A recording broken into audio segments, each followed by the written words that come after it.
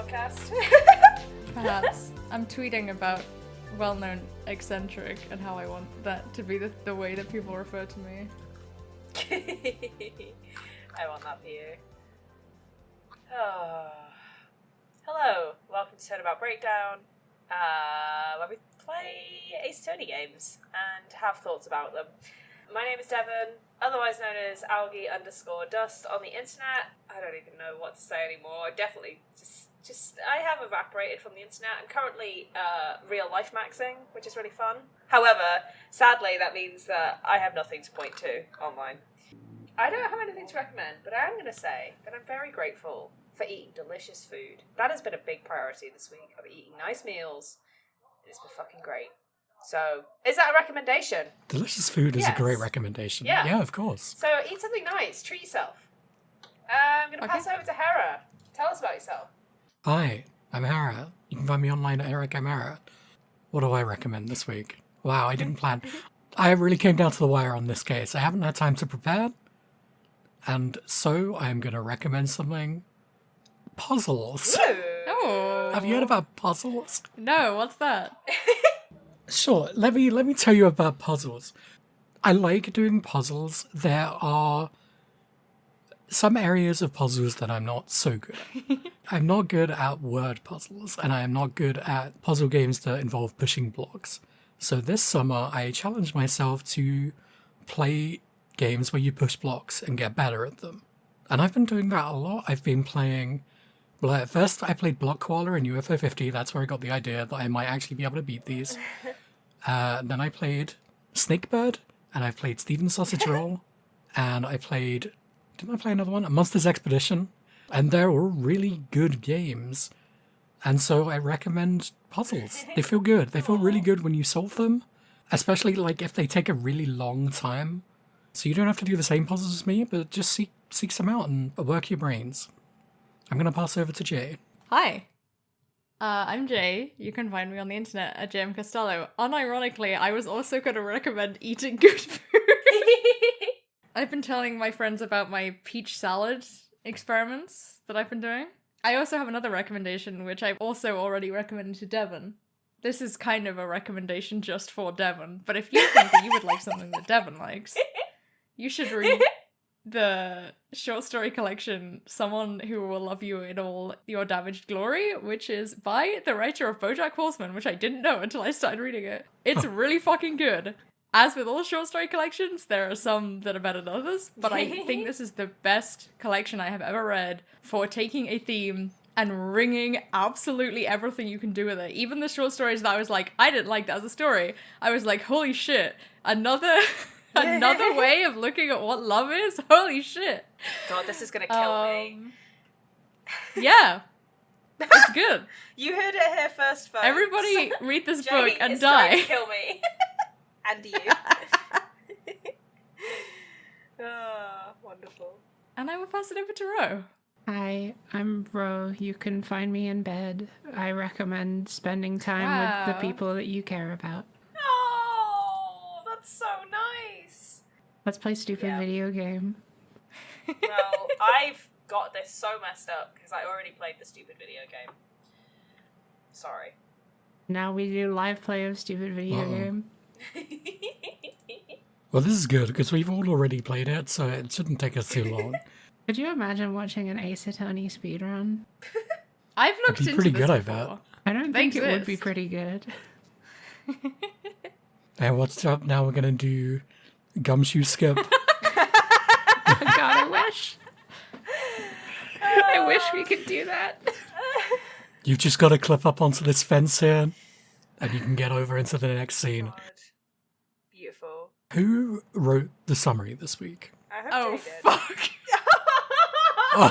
It's finally happened. I finally genuinely forgot after every single game saying I almost forgot this week. I also meant to ask you, Alright. like, double check, and then I kept forgetting to double check. Devon with you usually also. double checks with me. I know, and I think a subconscious part of me was like, I can't keep doing this because I feel bad every time, and I should have done it, it turns out. But they were right.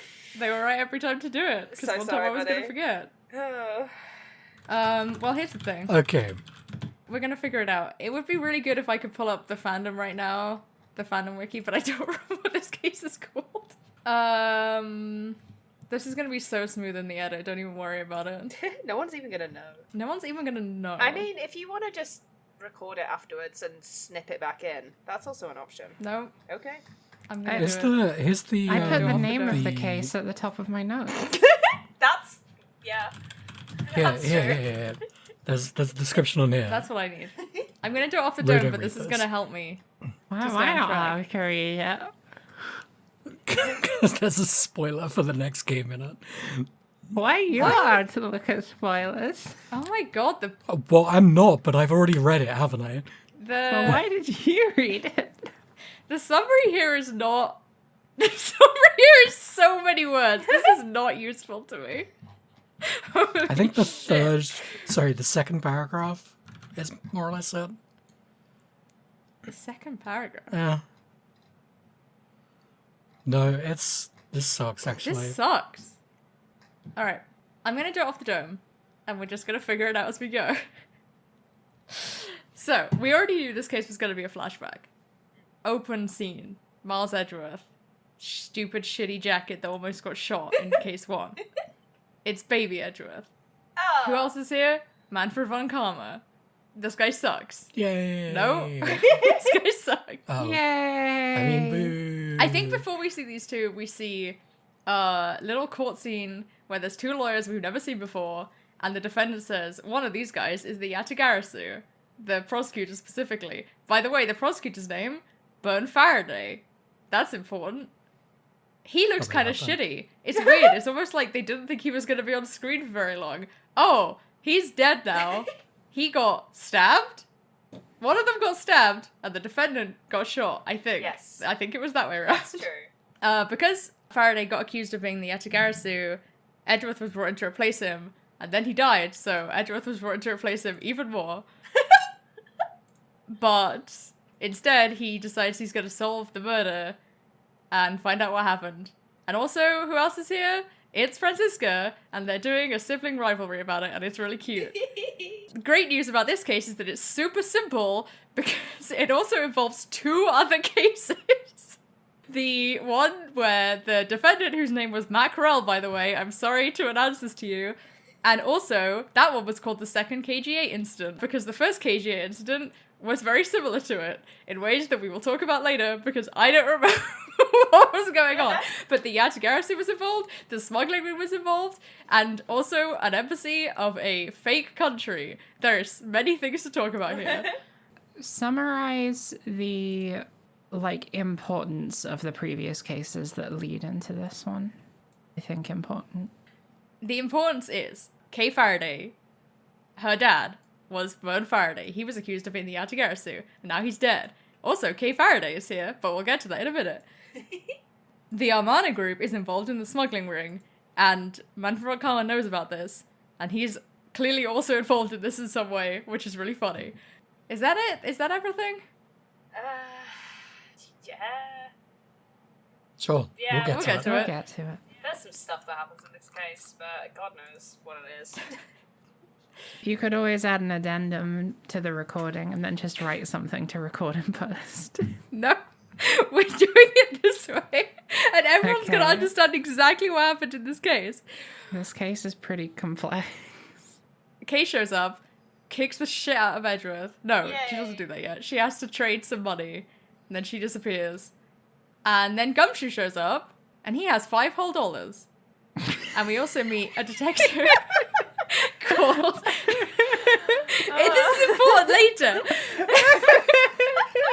It's so good. We also meet a detective called Cyril Bad, who Devon is in love with. Yeah, And then true. he's really pissed off that Manfred von Karma is like, I've put 2 children in front of your crime scene, which is fair enough. However, they are in charge of the crime scene, so they do a bunch of investigation. And holy shit, this is a long fucking... There's been a Wikipedia murder. page, I'm gonna die. There's Gumshoe been no 2 longer has murders. $5. There's Gumshoe ants. no longer has $5. balloon There's is ants, there's a burst. popped balloon. So A sad. very balloon has sad. been Cake. burst. Some windows are open. There's a stink in the air that just seems to permutate, just seems to be everywhere. There's a plastic bag, which I clicked on the wiki a few weeks ago, and it was really funny. But the main thing is that there's the Joker is in this one. The Joker's in this one, and she's the best character in the game. She is the best. They added the Joker. She's great. She's a bit nasty with it, and we like that in a Joker. So, here's the thing. Did these two people stab and shoot each other at the same time? That doesn't seem very likely, but we don't understand what the fuck was going on. Yeah, we merge into a scene where the defendant and the prosecutor for the case that Kay's dad was involved in are both dead on the floor on top of each other, which doesn't make much sense because one of them had a gun and one of them had a knife. And then you go through an extended sequence of events where you try and figure out the fact that there wasn't a third person involved in the murder of those two people. Yeah, and then the judge is like, it was definitely Gumshoe because I looked out the window of the bathroom and he wasn't in the corridor. And I saw literally Gumshoe pissing. while I was pissing. And then when I looked down to shake and then looked back up, he was gone. That's literally what the judge says. But it's fine because actually he was just sitting down and eating a Swiss roll with Kay, and that's why they both needed the money earlier. Fair. And now Gumshoe doesn't have any money. Gumshoe has no money, but he's not accused of murder anymore. We've bullied the judge a lot. Kay comes back and finds out her dad's dead, blows her nose on Edgeworth's cravat. Pretty good. That's how this whole thing started. She's kept it this whole time. Which is disgusting. It's... I mean, she I washed assume it, I she think. washed it, yeah. You assume, but we don't have evidence. Yeah, it cuts back to the present day and she pulls out the cravat and it's just tinted green slightly. Awful.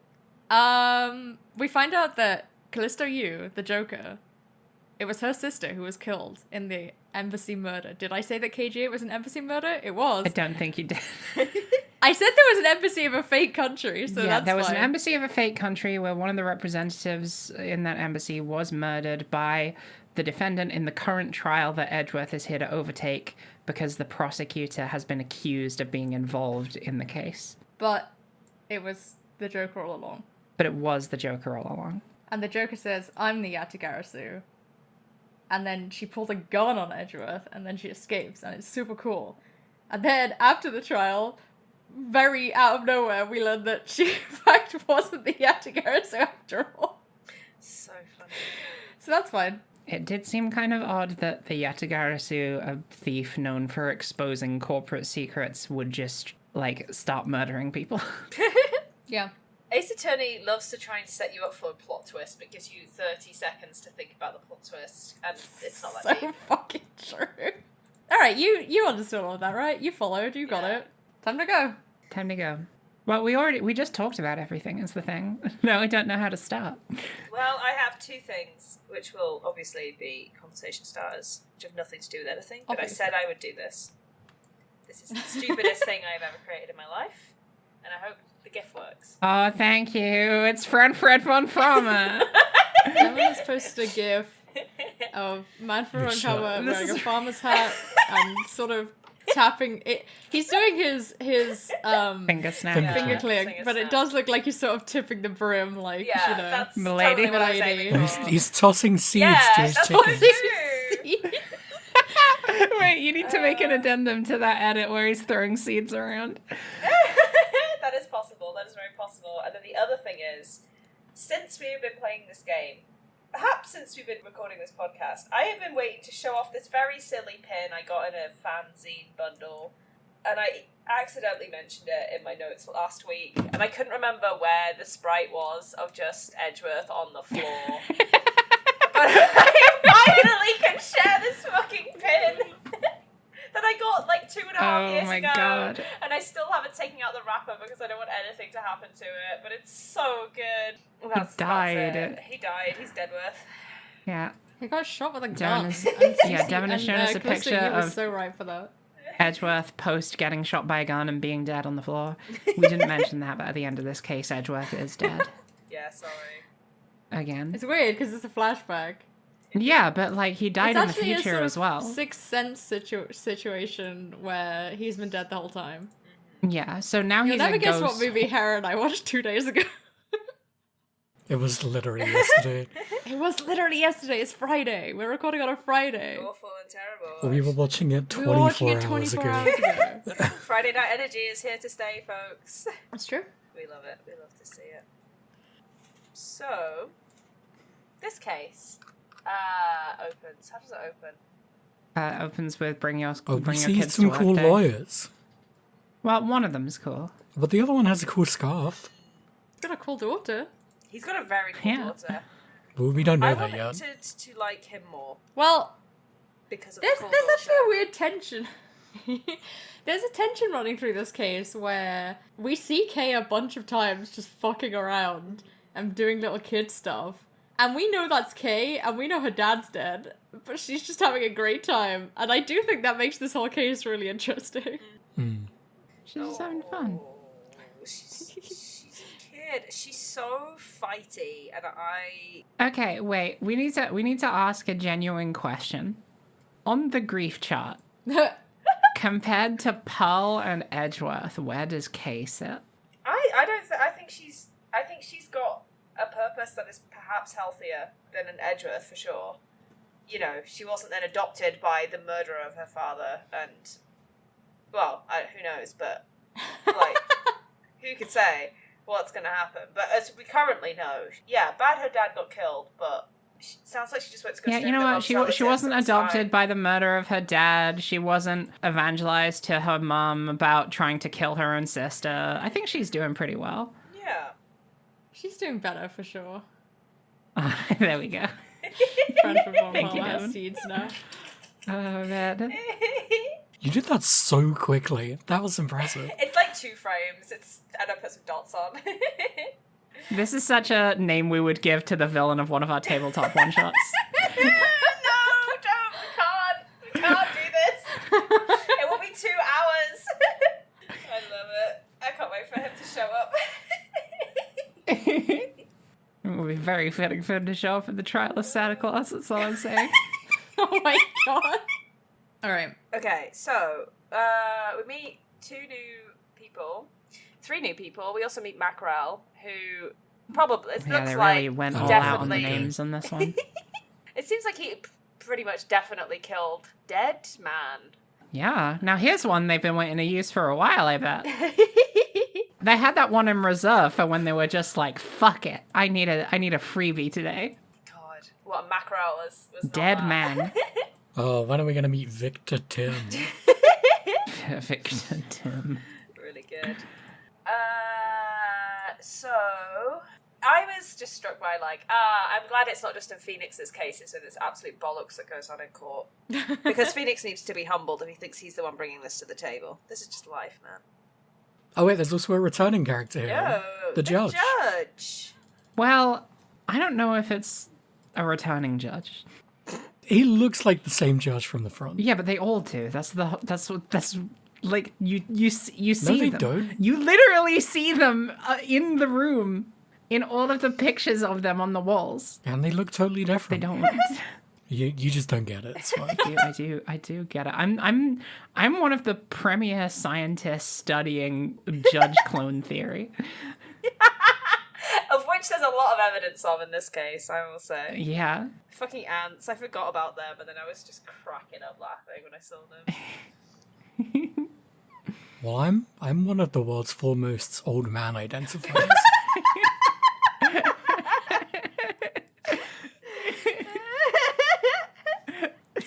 That's why Tell this us more podcast is about always that, at war. Hera.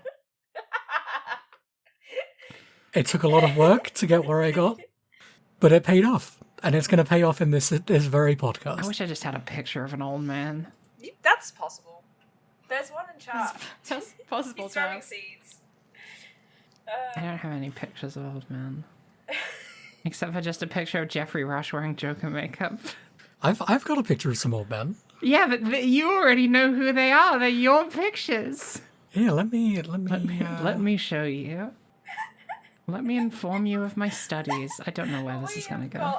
Oh. Yeah. right here. Wow.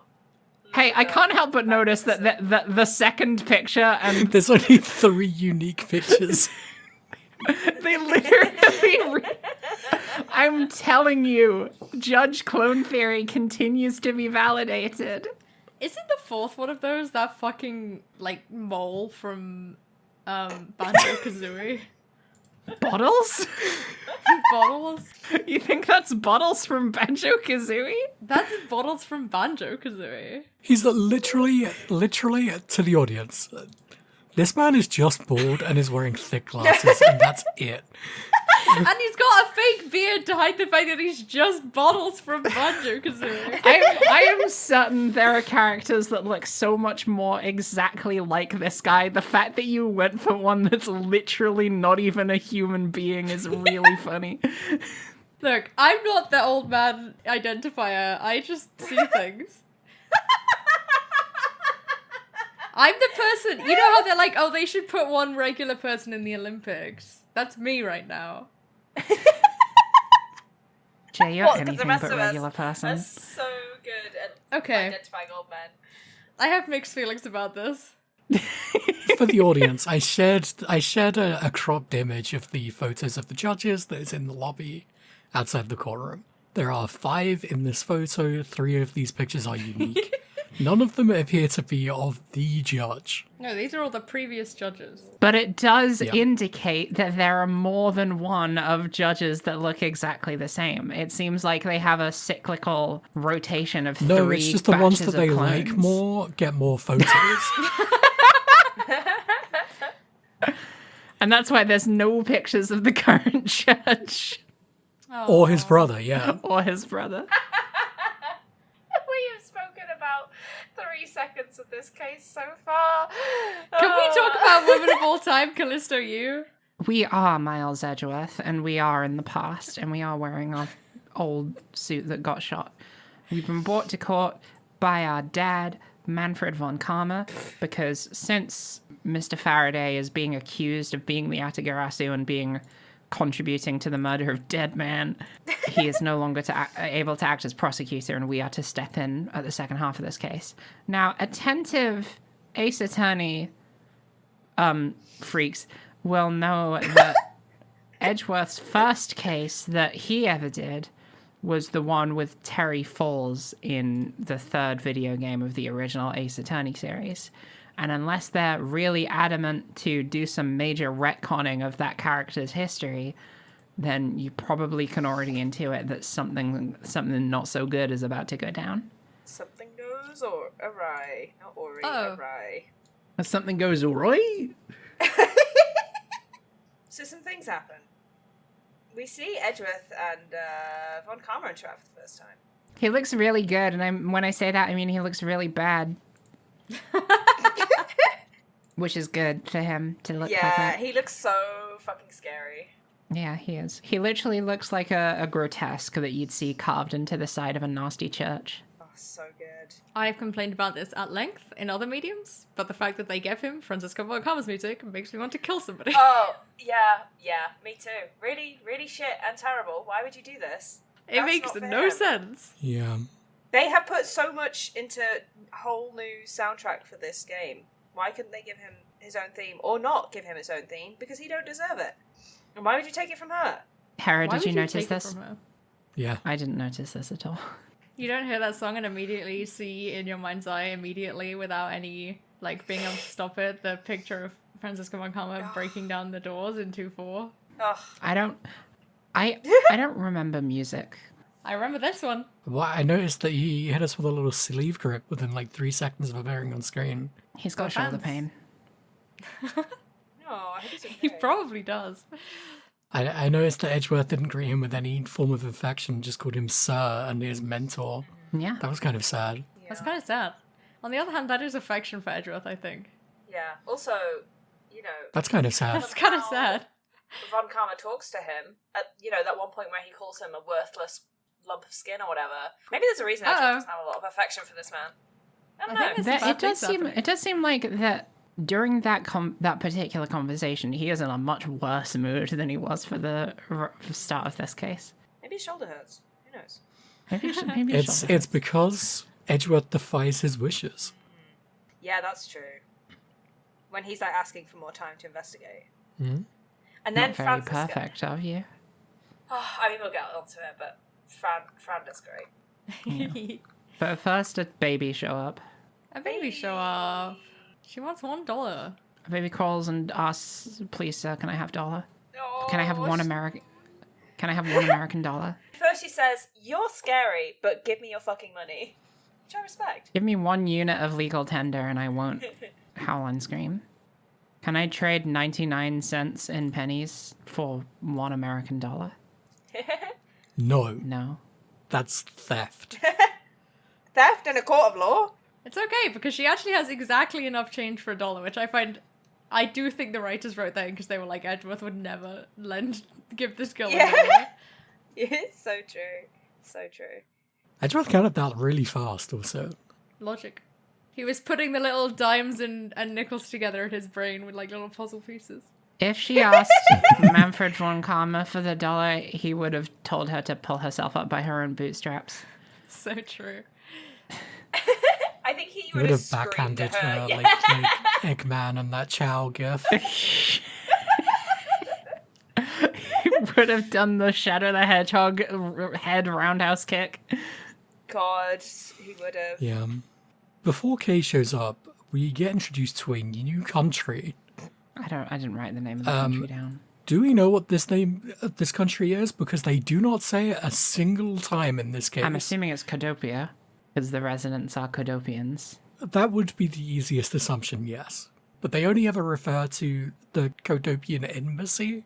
They never say the name of the country. Does Did it not not notice say it that. in any of the stuff we To my examined? memory, it is in fact Cadopia. I think if you look at Dead Man's profile, it refers to him as a resident of Codopia. Oh, I didn't look at his profile. I looked at Manny's. I didn't look at Deadman's. I like Dead Man's face. He looks like he should be a bartender. He looks like he should run a speakeasy. Which form of racism do you think we're doing with this country? Oh, that's a good question. I guess we'll find out next case, maybe.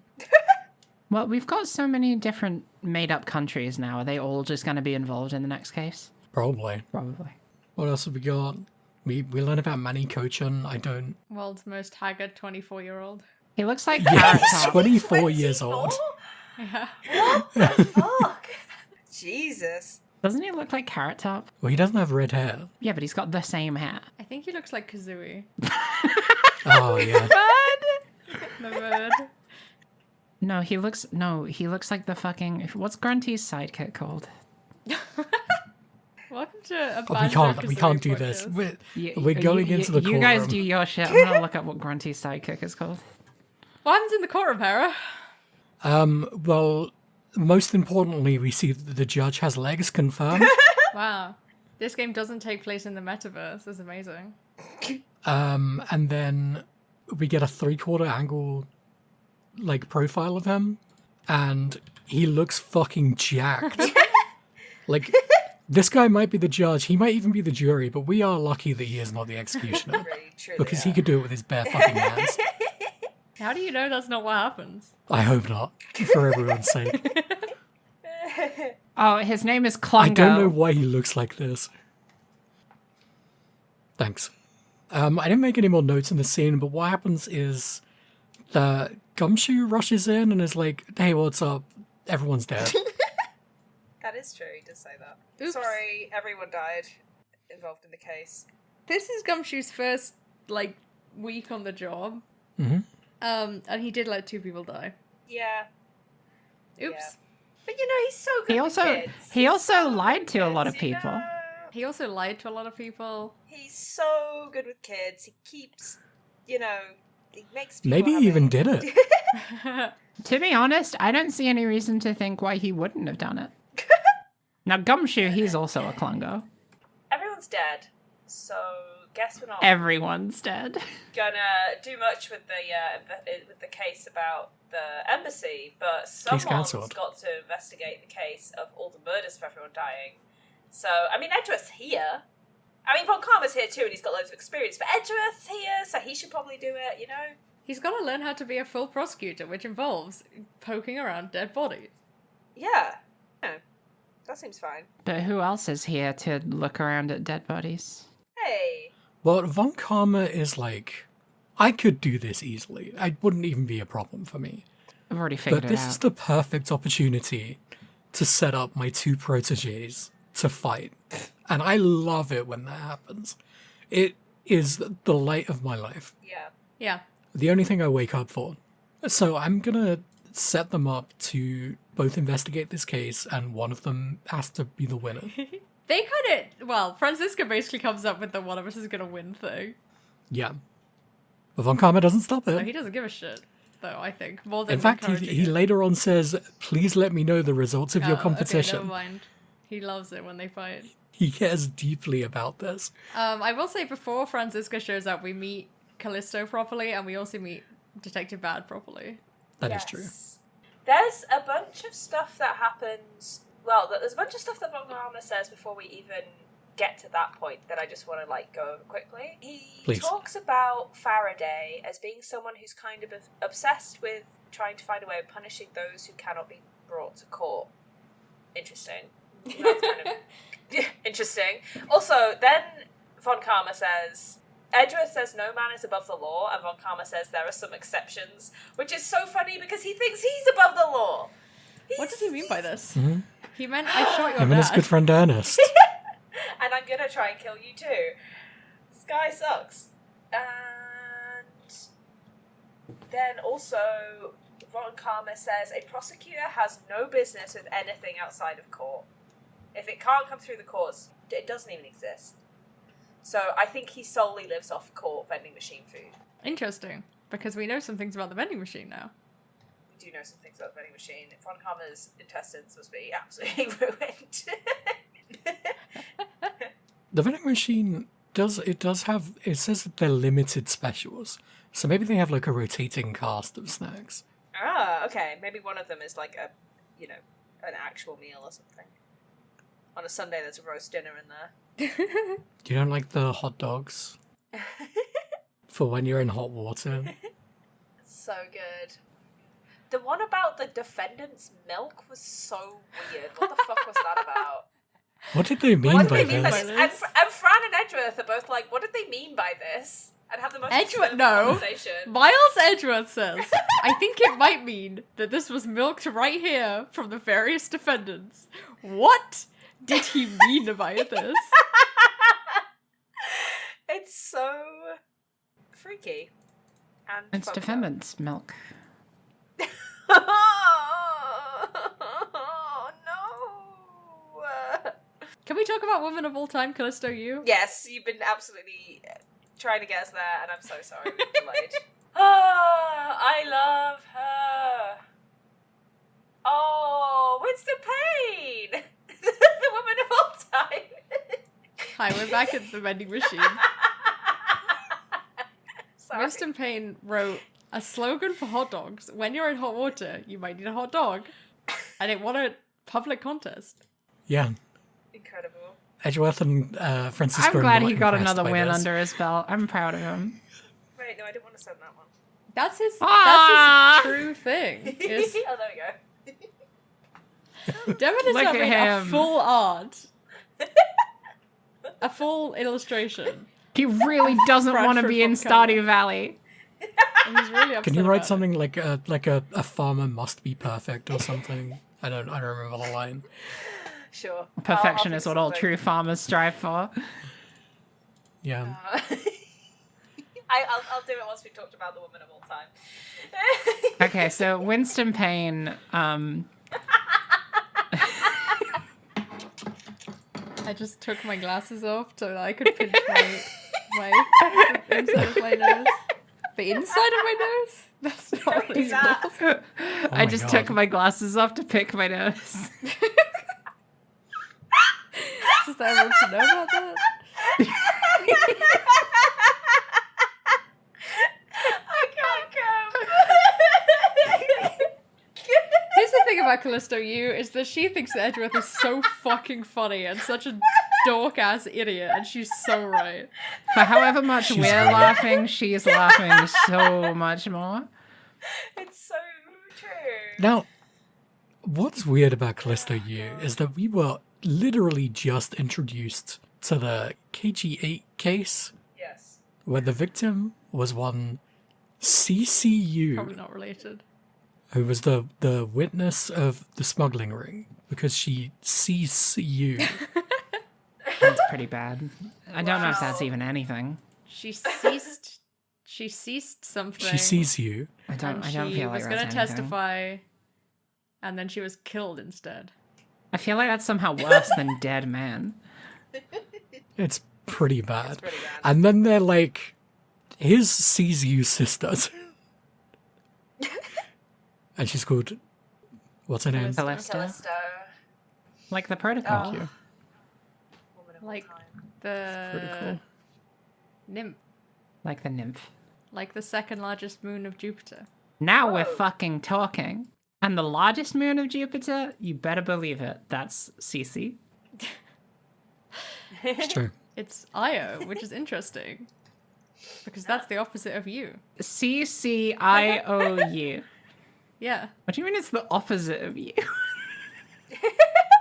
it's when I owe the oven, you cold. food, Oh, when hot. oven hov hot out the food, hov hat on in eat the food. Okay, now you're speaking my language. Yeah. So she can't stop laughing because Edgeworth is a fucking dork. Everyone else is dressed pretty normally. Edgeworth is, of course, dressed like a funny cartoon character with his cravat and his blazer and his jacket, and he talks like a 16th century vampire.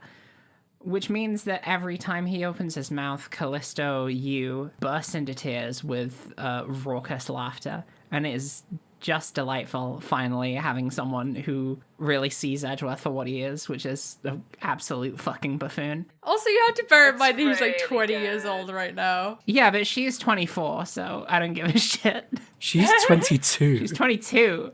Well, yeah, I guess, but like, I still think when you see a 20-year-old acting like that, you could feel it. Every single person in this call is older than Manny Cochin. I do think it adds some hypocrisy to it. Although it's kind of like when you've got like a little sibling and you're like, oh, I'm so I mean, Edgeworth doesn't do this to Francisco. It's literally the other way Yeah. around. Well, that's because he's her little brother. Right. Despite being 5 years older than her. 7 years older than her. 6, 5, 4, 3. It's 7 because she's 13 and he's 20 in this it's case. 7. Have we talked about Callisto's design? She No, we haven't looks talked about good. any of the new characters' designs, really. It's so great. The main thing that you immediately notice from Callisto is her earrings, which are either sides of a scale, which I think is really cool. They're good earrings that she's got on. Really good earrings. It's very good. It's very She's good. just wearing a big blue blazer with like purple Big accents. blue Yeah. blazer. Didn't really think about this much until at the end you go up against her in court and it's like, oh, it's the red and the blue guys. I see. I mean, here's the thing: the other guy was also wearing blue, and he wasn't a defense attorney. What does that mean? He's good. And you notice that she's wearing red underneath her blazer. Oh, but like, even you look even closer, her tie is white, so it's like she's neither of them. Whoa. They've got Whoa. so deep with this, man. I don't know. Yeah. Is this intersectionality? No, this is just actually what it's like being non-binary, I think. True. I agree. If you show her your badge, she's like, wow, it's so shiny and new, I'm jealous. And he's like, I'm sure it will fade over time with experience. To which she says, oh, is your judgment going to fade over time with experience as well? And he gets really upset at that. And in his head, he says, I will never let this badge tarnish. Oh, wow. Cool. Normal. Did anyone show their badge to Von Karma? Yeah, I did. Jesus, I put got that that text. shit away, Jesus Christ. Yeah, you're not supposed to have your badge showing in public because people are supposed to know you're a prosecutor from the way that you carry yourself. Wow. And you shouldn't put holes in your expensive clothes. It's more fashionable to keep your prosecutor's badge in your pockets. Yeah. So finally, we have the reason behind What this. if you just like glued it to the surface of a pocket watch? Pretty cool. Would be Yeah, pretty that cool. works. Would make a pretty cool pocket watch. We later find out from, I think it's from Kay, right? That Faraday also kept his badge in the pocket because a scary prosecutor told him that it's fashionable. So I guess this is the reason that no prosecutor has their badge on at all. is that Von Karma is exerting his tyrannical power over the prosecutor's office.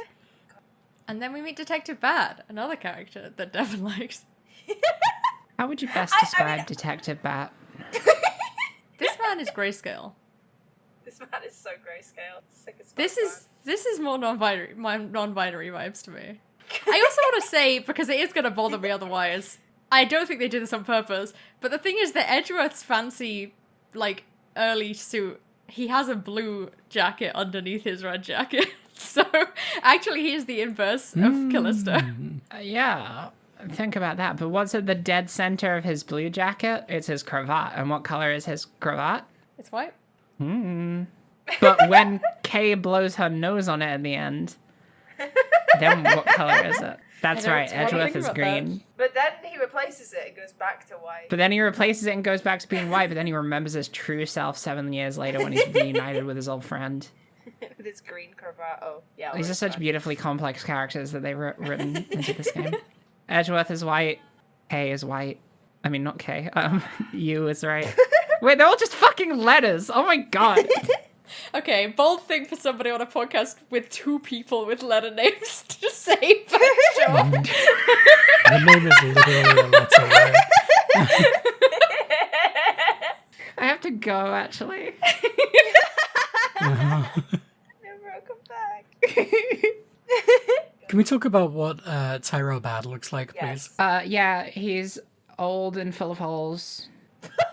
And he's rendered in a much more sketchy style that makes him look like a character from a completely different video game. I know this is a thing that's happened a lot throughout, like, all of the new characters that have been introduced in this video game so far, but this one in particular is, like, I don't know, very different.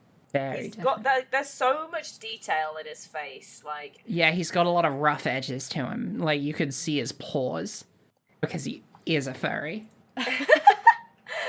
I do think there's, like, they do seem to do it more with, like, the female characters, that they just have much more cartoonish features and like, really much more, like, you know, like, when Callisto's laughing, her mouth is just, like, this big, white, open space, whereas, like, Bad is, like, so much more detailed. It's... You know what it is, Devin? It's sort of a Booba and Kiki situation.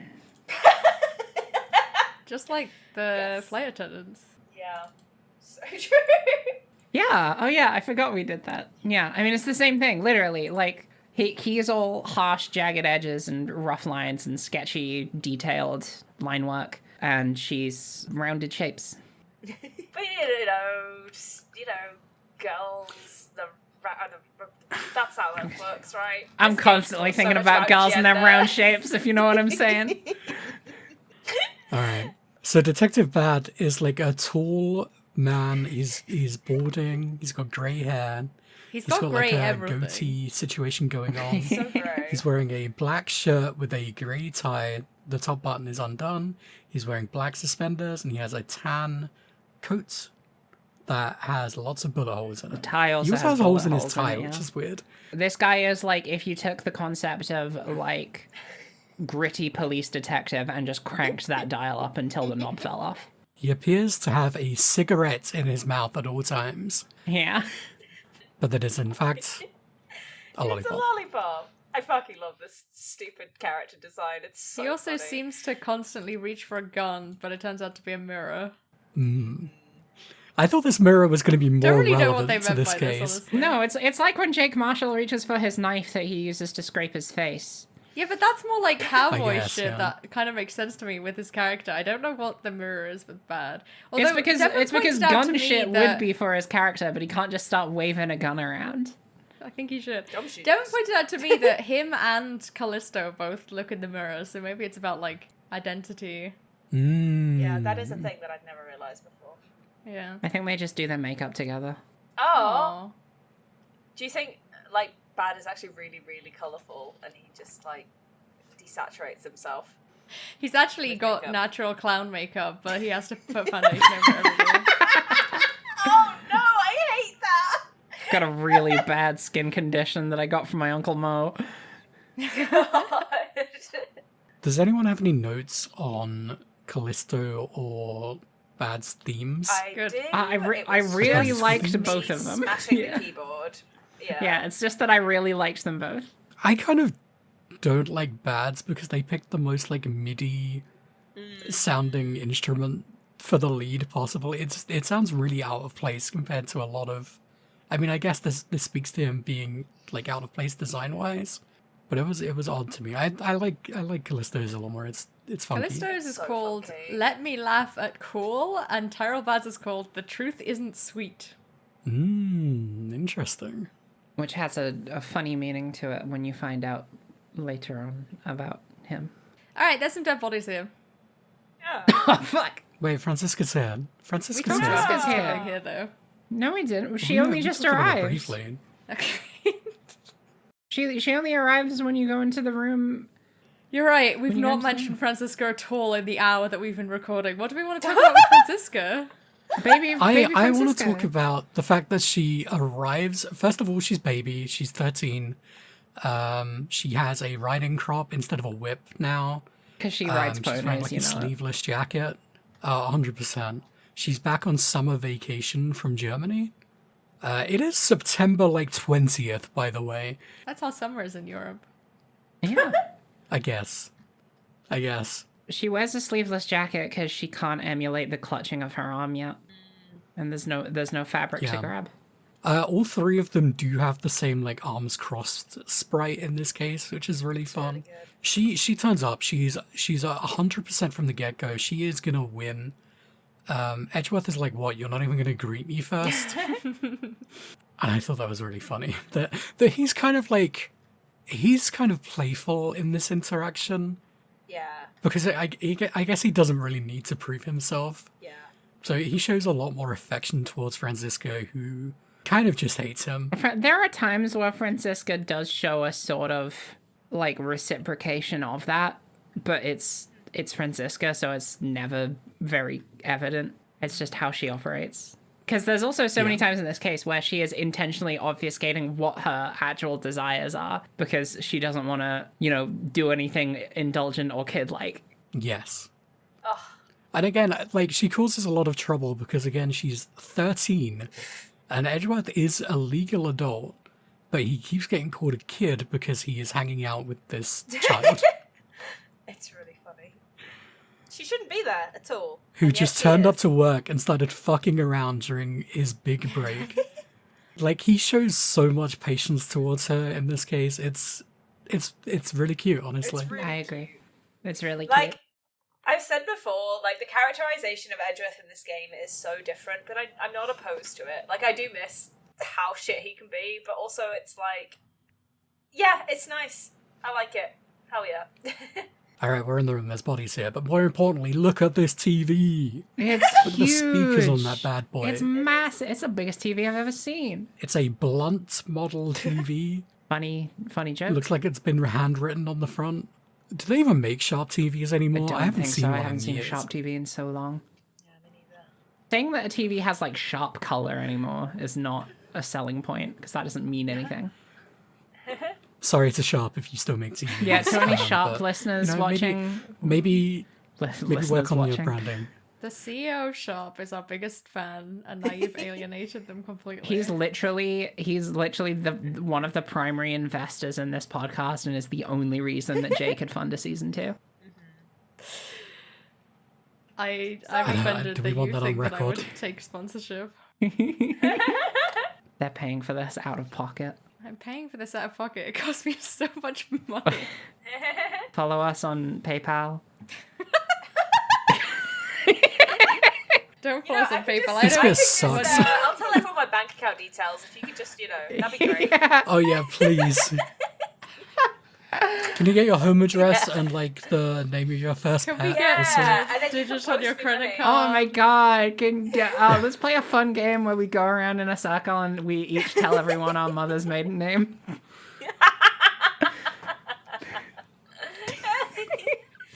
I'm not doing this because I say a fake address like every other episode.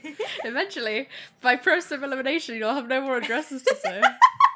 I don't know. There's a lot of houses. No, there's like 50 of them. It's fine. There's so many houses that aren't. Ah, fuck. Oh, God. Yeah. Well, sorry. Okay, so Fran shows up. Cute sibling rivalry occurs. Big TV. Is this where Gumshoe turns the TV on? Yeah, if you examine it. Yeah, and it explodes with sound. So loud. Loud ass TV. Someone blasted the volume on max volume. With the most volume. Right, so Gumshoe is our weird girl right now, is that correct? Yeah, for this little bit here, but then it changes after a couple scenes, thankfully. Because I was hankering to have the sibling team up when it came to weird girls. Yeah. But we do have to have. Yeah. Oh, one thing I did overlook. We didn't really talk about how Edgeworth and Gumshoe introduce one another, but like that interaction I really love because we're so used to Gumshoe basically being Edgeworth's whipping boy that when Edgeworth first talks to Gumshoe, the first like he just like says some banal bullshit to him, and Gumshoe's just like, "Are you not even gonna give me your name first, you asshole?" It's really good. Kind of rude. Like seeing Gumshoe put Edgeworth in his place is not something I ever thought I would see in this entire series. So I'm glad we got a little bit of it. Yeah, it does not last long, but I'm glad we got a little bit of it. The main thing that we find out when we investigate the bodies is that Faraday is left-handed. I'm sure this will never come up again. Every single So funny. case in every single Ace Attorney game has relied on us knowing whether someone's left-handed or right-handed, with no exceptions. And a majority of the time, left-handed people usually get involved in crime. It's true. Because they're so sinister. I am sinister. It's true. Sorry, everyone. There's also another classic of investigation here, in that the bullet hole on Rel doesn't have burn marks around it, so we know that he was killed from range, which is weird because he is on top of Faraday on the pile of bodies. Yes. And this is really the key to the argument that you then have with Franziska in the room, in which you deduce that there must have been a third party here. And this is basically the rest of the case, is figuring out who the fuck was the third party. Yeah. I didn't figure this out until really late, Oh. because they played some clever tricks on me. I had some suspicions, but It's one of three people, Well, right? here's what my initial theory was, that I thought it was Bad and Callisto working together. Yeah. But they put in some work throughout the case to establish that these two are not friends. Yeah. Originally, your most obvious victim, culprit, thank you, is Manny Kochan, but it's revealed that he has been under close surveillance the entire time he's been in. Actually, your most obvious culprit is Gumshoe. Could you imagine No, if that they were can't be brave true. enough to just make it Gumshoe and then somehow find a way to just make sense of it, where he doesn't go to jail? I mean, they could have That'd be made so sense fun. of it pretty easy, considering he was the only one standing guard at the scene of the crime without an alibi. I guess. So Gumshoe gets accused I of doing the am murder. saying that we know that it can only be one of three people, because there's only three people in this case that we haven't met before. And that's where we were at, I assume. And one of them is Manfred von Karma, if you haven't played the previous games. I guess it could have been him. He doesn't have an alibi. There's also a fun trick here where the murderer wrapped the knife around a plastic bag to stab Faraday so that it would catch all of the blood. Gulp. How does that work? That's crazy. How does that work? I've never heard that before. It's really funny. You get a CG of this happening later in the The case. interesting thing about it is that in the last case of Ace Attorney, the original trilogy, one of the key points that Franziska herself brings up is that when blades are used to stab someone, they act as a plug to prevent blood from spilling out everywhere. Sure do. Yeah, there was no need to take the knife out at all. Why? It would have made more sense if she was just like, oh yeah, she put the blade in a bag so that fingerprints wouldn't be on it. Yeah. Because unless she was moving the body, Maybe what's the she point? was just on murder-esque forums and they were like, hey, remember to use the plastic bag trick when you stab someone? I don't know. I don't think we should have those forums. What year is it? It's like 2008. Oh yeah, they're gonna have everything. Mods That's don't awesome. exist yet. Yeah. That was really the Wild West. I think they had mods. No mods. All forums were fully Then the unmodded. judge shows up. He's huffing and puffing. He's mad. He's angry. Watch out, he doesn't start swinging. He has a testimony for us that he went past the hallway at some point, and he did not see Detective Gumshoe there. Welcome to the biggest waste of time in this entire case. So stupid. But he got to eat a little Swiss roll with Kay, and it was cute. Yeah, that was cute. It was cute. I just think I have some prior animosity towards the judge that may be slipping I think through. in general Always we all hands do. down the right verdict. He always he's just hands a down the lovable correct verdict, fool. which is something we've heard multiple times. Well, he's not a fool because he always hands down the correct verdict. No, fool in the, in the other sense. What? I don't know. He's a clown. It's fine. He's a stooge. There's a lot of clowns in this case. There are. So you question Gumshoe, and he doesn't really have a motive, but Callisto claims that he had a motive to kill Faraday because Faraday yelled at him one time. That's not very nice. And naturally, the only recourse for that is to kill someone. And you bring up that Cochin has a motive for both, but that is shut down pretty Imagine quickly. a guy being able to become detective when you think their reaction to someone yelling at you would be to murder them. My reaction to that would be like farting loudly in a room and then locking them in it. Hell yeah. Still pretty extreme, I think. It's okay. yeah. They can open a window. And then hear a gunshot. Yeah, and then hear a gunshot. They just can't escape because the windows have bars on them, which is all part of my dastardly plan to make them smell my ass. The fucking... Hi. Welcome to my complaints aside. Why are the bars outside the hallway window different to the ones in both the lobby rooms? That threw me off so much. What? What do you mean? I didn't even notice this. The bars in the lobby are like... It's like a net. So you can like climb out onto them. Oh, they're like one of those things for your cats that your cats can sit in. Right, Well, exactly. it's for your cats to sit in. But outside the lobby, they are just full on like bars, like completely blocking the window. I don't know how to answer that, Harry. There's no consistency They're there. different and shaped it made windows. me think. It made me think for a really long time that someone had gotten out through the lobby onto the like exterior of the building and like climbed across the bars to get into the other room. Oh, like monkey bars at the jungle gym. Well, they'd have been on top of them. I think that would have been really scary if they were underneath them. Oh yeah, we don't want I the don't criminal like to get that. up to I anything wouldn't want to scary. think about that. So that was my theory for a really long time because of this one weird window. That's so funny. One weird window. So Gumshoe gets arrested. Uh-oh. Francisco Oh, says, we're I've still solved getting it. arrested? I won. No I way. solved the crime. Look at this guy. Can't even do Look his at job. this properly. guy. Must be a criminal. It's clearly him. Callisto pulls you aside here. I don't remember what she says. The only thing I saved is when Edgeworth said, I'm charged with making sure that all the criminals of this world are found guilty, which is an insane thing to say. I mean, Yeah. that's very Edgeworth, is the thing. But also, Kay All of says them? this about Byrne, about her dad. She says that his job is to catch every single bad guy. God damn, Is this this is a because they get stressful told job. that, like, prosecutor school? Or Yeah. are people this insane about getting criminals locked up just more likely to be prosecutors? Also, I do want to acknowledge that it's really fucking funny that Faraday is a prosecutor. Like, I did not see that coming, even a little bit. Everyone on this earth is either a prosecutor, Cop. a defense lawyer, a cop, a victim, or a murderer, or a judge. And that's it. Or a lunch sales lady. Or a lunch Ex-cop. sales lady. But she quit. She's an ex-cop. That's alright. Sorry, spirit medium. There we go.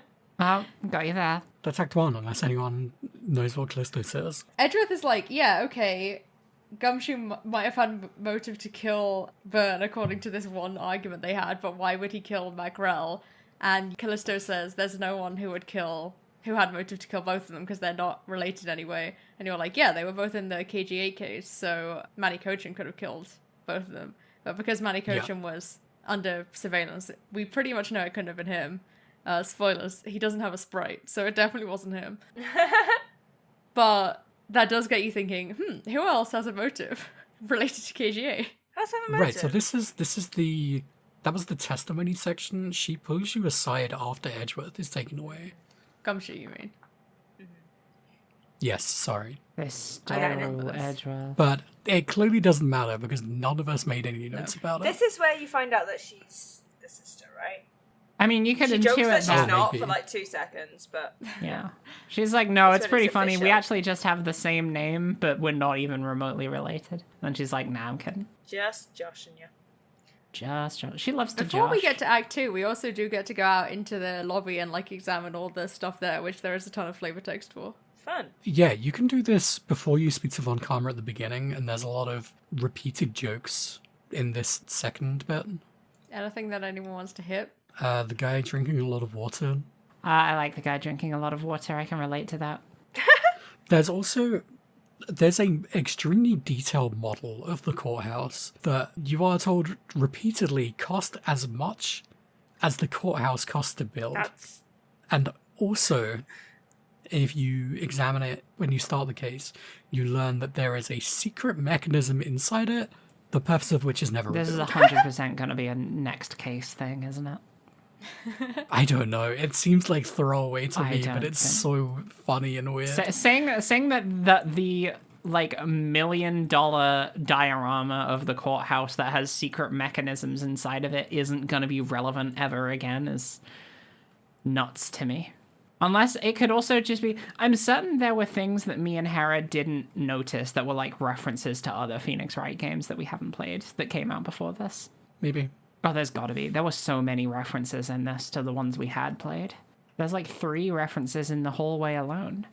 Anyway, that's it for the... there's a follow-up on the water guy, is that Francisco really hates him, and it seems it's because she wanted a drink. Yeah, it's cute. She wanted a big That's sippy, great. and they wouldn't let her. She's so thirsty. She also wanted the writing snacks and for Fran treats in from the this case machine, is and she so asked. good. She demands Miles Edgeworth get her a ham sandwich. This is actually when we go and investigate the vending machine in detail, but before that, we have a line that both Hera and Ro screenshot. Oh, so Von Karma is here. He says, "Great job. I've assigned you to your next case. Get to it." But Edgeworth is not satisfied. He wants to perfectly investigate this case. Von Karma didn't like this. He says, "You are not worthy of being perfect," or some He such. says, "A worthless person like you has no right to claim such a thing as perfection." This stuns both Edgeworth and Francisca into silence, and then Francisca speaks up and argues Edgeworth's case. Which is so nice and good. They are siblings. They're siblings. And I just like, oh, that's definitely not the first time Von Karma's spoken that way to either of them. And I Yeah, hate well, it. Yeah, 1 100%. minute before that, Francisca says, "Papa, you'll come and watch my courtroom debut next, won't you?" And Manfred says, "I'll consider it." This man is awful. Jesus Christ, dude. Truly awful. I hope he dies. Great news. You know what? Yeah, probably will. Maybe.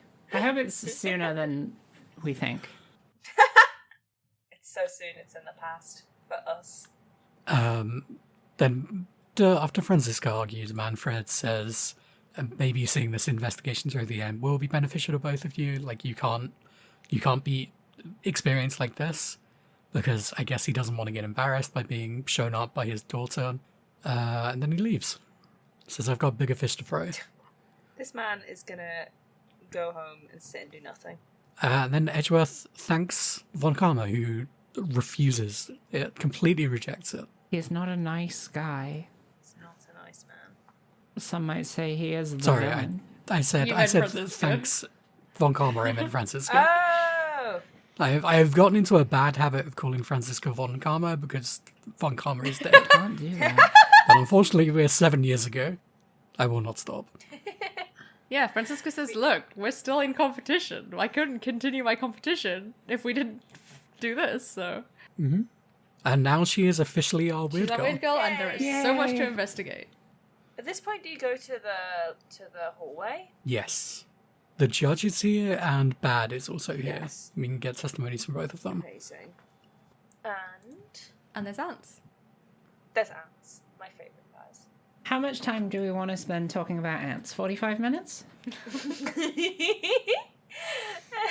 Yeah. Okay, I thought I'd start with something smaller so we can play it safe. I'm gonna take a nap. Wake me up when you're done. Jay, it disgusts me that you won't even consider talking about ants. Bro, I'll talk about ants with you at any other time. This is literally the most important time we could be talking about ants. Can you tell me the thematic relevance of ants to the Ace Attorney series? To the series as a whole, probably not. I think it's symbolic of the decay of the court and how it's being overrun by... I thought you were going to say it's symbolic to the decay of this podcast.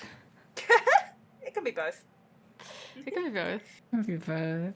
And that's why Franziska gets so upset about it. Like, she is so mad that They get really mad is... about the ants. And to be dirty. honest, like, what floor of a building are they on? They're on, like, the third floor of a building. I'm pretty sure it's the third floor of a building. For ants to climb up to the third floor, that takes determination and spirit and gumption. And if there's one don't thing... tell me they've got gumption. I love them all now. Wait, did you not love the ants before? I liked them before. Now I love them. Okay, this Now is I'm gonna important. get weird about them. Ants are the new worms, I'm afraid. So the theory with the ants is that the judge is made of them, Oogie Boogie style. for the listeners who forgot.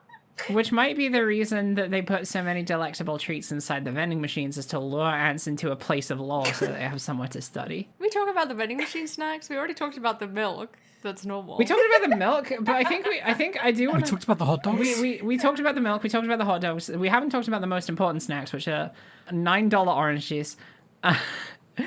But now that you're with Franziska, you get some really cute interactions of Franziska trying to talk around having Edgeworth get her a snack. And they talk about how neither of them have enough money to buy a pack of Swiss rolls from the vending machine because it's $6. And Edgeworth says, if you want, we can pool our money together and buy a pack. And Franziska says, if I have to split it with you, then I don't want it.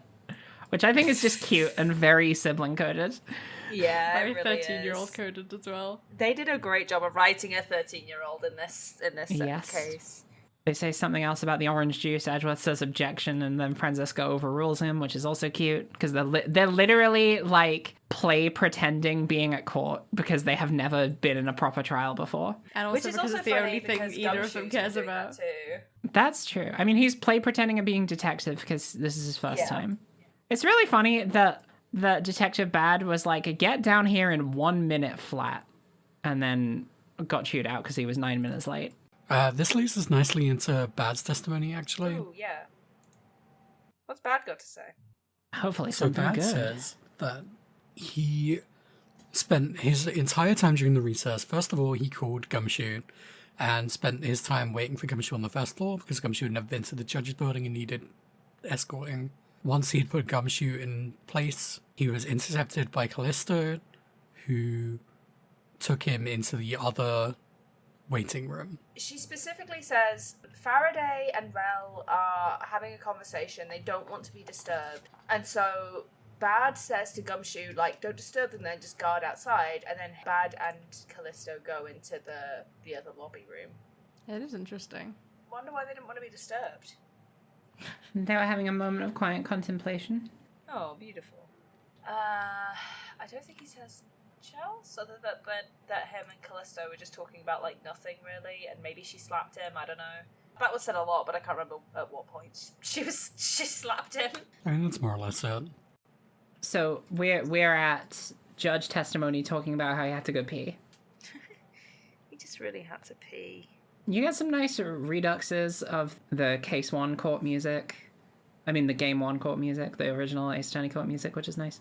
And now we get to put the judge on blast for peeing.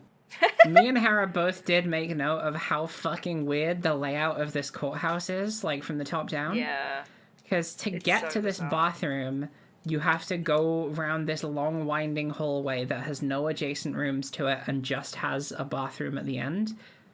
I think there's one justification for this that is possible, and that is if this partial map is excluding stuff to the north of this. I know you can kind of see a wall, but that's the only justification I can find for a building of this shape.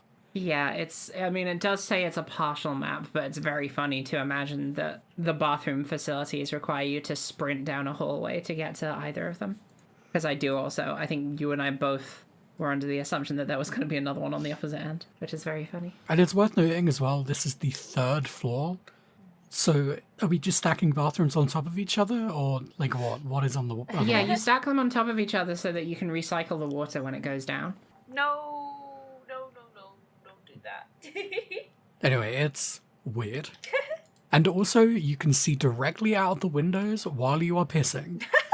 That's an important feature of any bathroom. You gotta have something to think about while you tinkle about. They are not even frosted. No. It doesn't make any sense. There's a window just above the urinals. Like, they could have just had his office be there. Why does he have to be peeing? Like, I don't...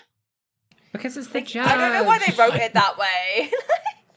So the judge walks into the bathroom. He steps up to the urinal. He I looks love out this across joke. the window to the other side. And Gumshoe is at the vending machine. He looks down, concentrates on his tinkle for, I don't know, however long. Then he looks up afterwards, and Gumshoe is gone. Whoa. Wow, that's really Maybe weird. he was looking down for quite a while. He Maybe must be had a powerful criminal. stream going. He must be a criminal. Lost in the potty like that? No At excuse. this point, I realize the judge is completely wasting our time. When is he ever not doing that, Hera? There were so many clowns in this case. And then he leaves after. Like, I think we might have gotten some of this like testimony mixed up with his actual testimony that he gives like 2 scenes later, but I'm not super bothered about that. So now it's up to us to investigate the hallway to figure out what actually happened here.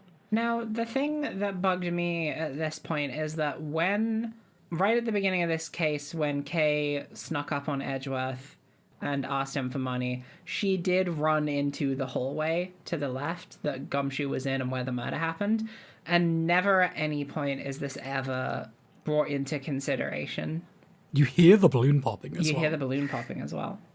One of the first comments that's made after the sound happens and trial is put on hold is the judge is like, is someone having a birthday party? I think I heard a party popper go off.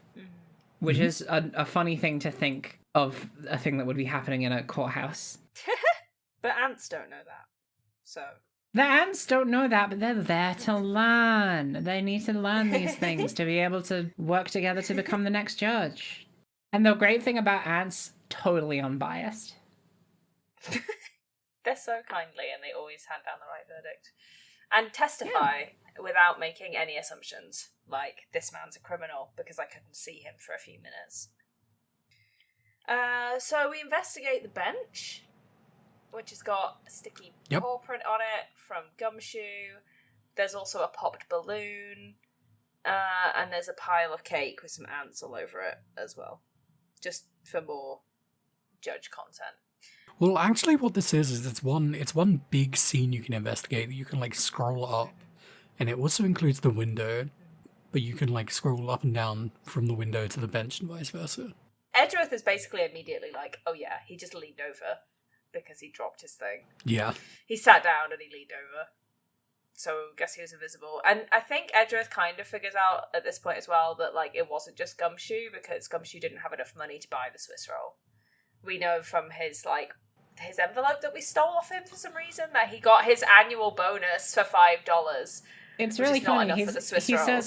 says he got an annual bonus of $5, and that before he got that bonus, he literally did not have any money whatsoever. So, like, even at this point, when he's first started his career as detective, this guy is poor as fuck. And in every interaction we've had with him since, we've taken away more and more of his money.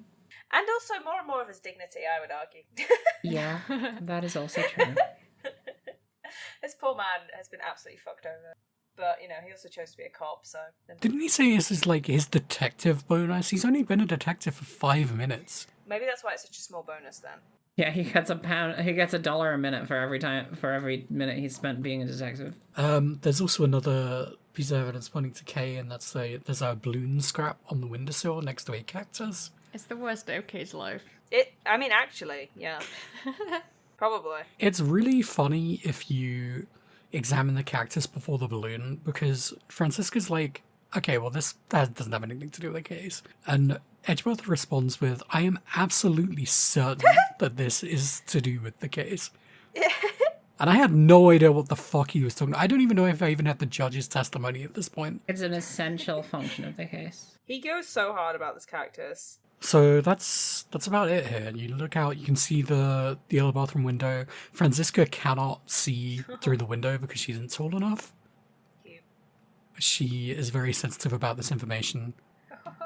It's so cute how angry she is about the fact that she's short, but it's also, like, people definitely do that to kids where they just joke about them being short all the time. And you just get annoyed by it. It's good. It's real. So that's it. That's all the evidence you need. You've got window height, you've got handprint and food on ground, you've got balloon scrap, you've got $6 Swiss roll, and you have $5 and $1. Oh, also we speak to Callisto out in the hallway before we come out here, and after doing that, we get attacked by. Oh no, we're speaking to Gumshoe, right? Yeah. And we get attacked by Kay. Yeah. And she drops the sweet roll on the way out. The sweet roll. Anyway, with all this in mind, we go talk to the judge and say, you fucked up big time. He's like, weird, I didn't know that, like, you had to do Oh good my testimony, and, like, we had to be responsible for, like, who we just randomly accuse of stuff. This will change nothing about how I act, Testimony is so ever. much harder than Your I ass is thought. grass now, buddy. I'm going to change my whole life from this moment. He is so repentant about this. And you know he's going to have forgotten about it the next Look, day. this is a pretty standard part of the judge cycle. This is the sorriest he's ever been. He looks so despondent, like, every time you talk to him from this point onwards. It's very funny. He does. There's like one moment where both him and Gumshoe are just trying to get validation from Kay, the 7-year-old, and it's the most pathetic thing I've ever seen in my life. Anyway, the big contradictions here are that one, Gumshoe was sitting down, we already knew this, and that the gunshot that the judge apparently heard was in fact the balloon popping, which happened 20 minutes before the murder, or what we currently think is the murder. That's it. It's all about perspective, baby. It's all about perspective. So then Kay comes back and tries to attack Edgeworth again, but he ducks and rolls. He's got it this He time. does a cool He's unlocked dodge. the parry mechanic. Yeah. It's a really difficult QuickTime event, actually. I heard that if you miss it, he does die right there. Yeah. Yeah, I don't. Luckily, the retry mechanic is so forgiving. And this is the moment where we realise that, yeah, Gumshoe has been covering for Kay because she made a promise to her dad that she wouldn't accept anything from strangers. And Gumshoe's been trying to, like, not tell her that her dad's dead. And then it turns out she actually knew it, but she's not really had a moment to, like, process that emotion. And Edgeworth, as someone else who's also lost his father to a murder, is like, I'll comfort you. Would you like a hug or something? Or, you know, do you want to use this handkerchief? That's exactly what he says. He wouldn't offer a hug, this man, ever. But he offers a handkerchief or something, and then she blows her nose on his cravat. And it's really good. It's very cute. But it's fine, because he has a spare, which he He carries has on a all the spare time. that he carries on him. I mean, would you Okay. not if that kind of thing was the whole sum total of your identity? That's true, that's true. I guess. What if you're eating like a delicious steak and you get some residue like slips past your what's the bib? There you Okay, go. but like bib over a cravat seems kind of redundant, right? Well, it wouldn't be a bib. It would be like a big napkin. I think the bib would go under the cravat. I just have to say that, like, in the whole of the first trilogy, we didn't see Phoenix actually comfort anybody once, I don't think. And Miles Edgeworth, I don't do emotions, prosecutor at law or whatever, like, comes through for this 7-year-old he met 3 minutes ago. It's true. It's just a kind of game. It just is. It really is. Okay, so Gumshoe is kind of absolved at this point, kind of. Kind of. So we go and inspect the other lobby because we don't really have much else to do. And oh boy, does it stink in here. It reeks! It's so It's stinky. so stinky. Have you I made a reference to, what is it, followed by kerosene. Because I feel like I often don't get a lot of references, I don't know who's going to get mine. Does anyone know about this this cologne? I believe I've heard about this. I have not heard Oh about my god, this. it's I so don't think so. good. Basically, it's this cologne that's like, I'll send some stuff after the recording, but the reviews are hilarious. I've seen some fucked up colognes. Cognac.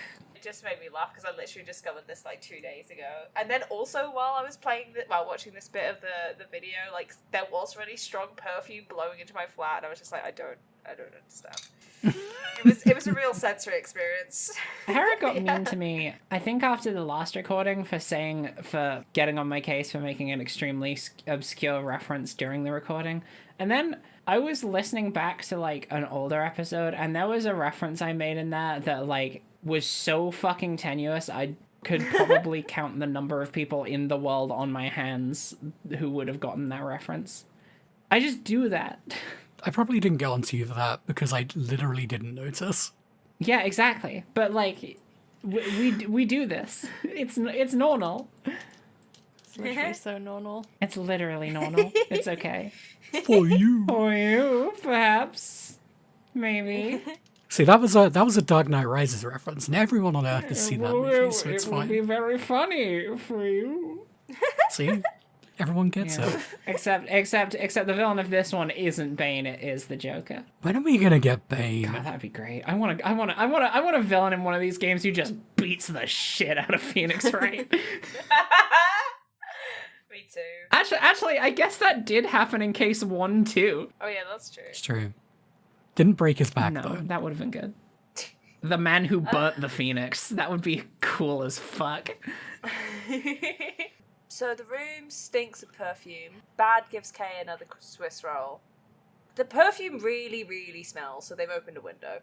Yeah, Because you should do that if it's smelly. it's true. Why does it smell of perfume? Oh, Callisto! She's so clumsy. Ah. She's so clumsy, girl. It's her perfume and she spills What it if the everywhere. clumsy girl pipeline was actually just a trick to lull you into a false sense of security? Could be. Bad talks about his experience being a detective and what the law means to him, and investigating the Yatagarasu, I guess. Is this where he says the thing? He's very buddy with Faraday. Yeah, him and Faraday are besties, He's Kay's uncle. She calls him Uncle which is Bad. cute. It's super cute. Very good, So- very strong case for Kay. This is where we get the lollipop reveal. Yes, which is really fun. And nobody knows more about the Yatagarasu than Faraday and Bad. They're kind of involved in a lot of those cases. Does he know? Does he know Does what? he know? Good question. Does he know that Faraday is the Attica? He doesn't know.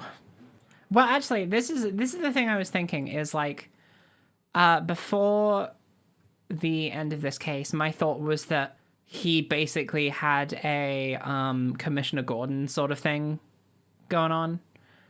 That'd be fun. I see. We're getting a lot of Batman references in the last 10 minutes. Does Commissioner Gordon know who Batman is? Not always. Do you guys know who Batman is? Spoilers. I've never heard of him. Oh, okay. He's like this guy who has a cape. Oh. Yeah, he's kind of gay. I think I made a Batman reference in this. Oh. No, I did, and then I deleted it because I couldn't remember if you find out about Faraday at the end of the case or not, where it's like, Faraday's like, presumably as the Yatagarasu, like, yeah, justice and whatever. Faraday is But like then he's Ra's al just, like, Ghul when you think about shouting. it. He just shouts at fucking Gumshoe for nothing and is actually kind of an angry man. And also was like the first person to start cutting Gumshoe's salary, so this guy kind of sucks, actually. He sounds scary. Say what you will about the man, but he was still a prosecutor in an Ace Attorney video game. True. So therefore I love him. Alright, so after this, we go to the courtroom to get our evidence that we were promised a million years ago. So we can take over the case, except I guess we don't need to now. I guess we're preparing the evidence for the new case. is kind of what we're doing. Here is the knife, the gun, a pocket organizer of Faraday's, and some notes. The gun is there. There's not really much to say about that, I don't think. Nah. Yeah. What does the organizer say?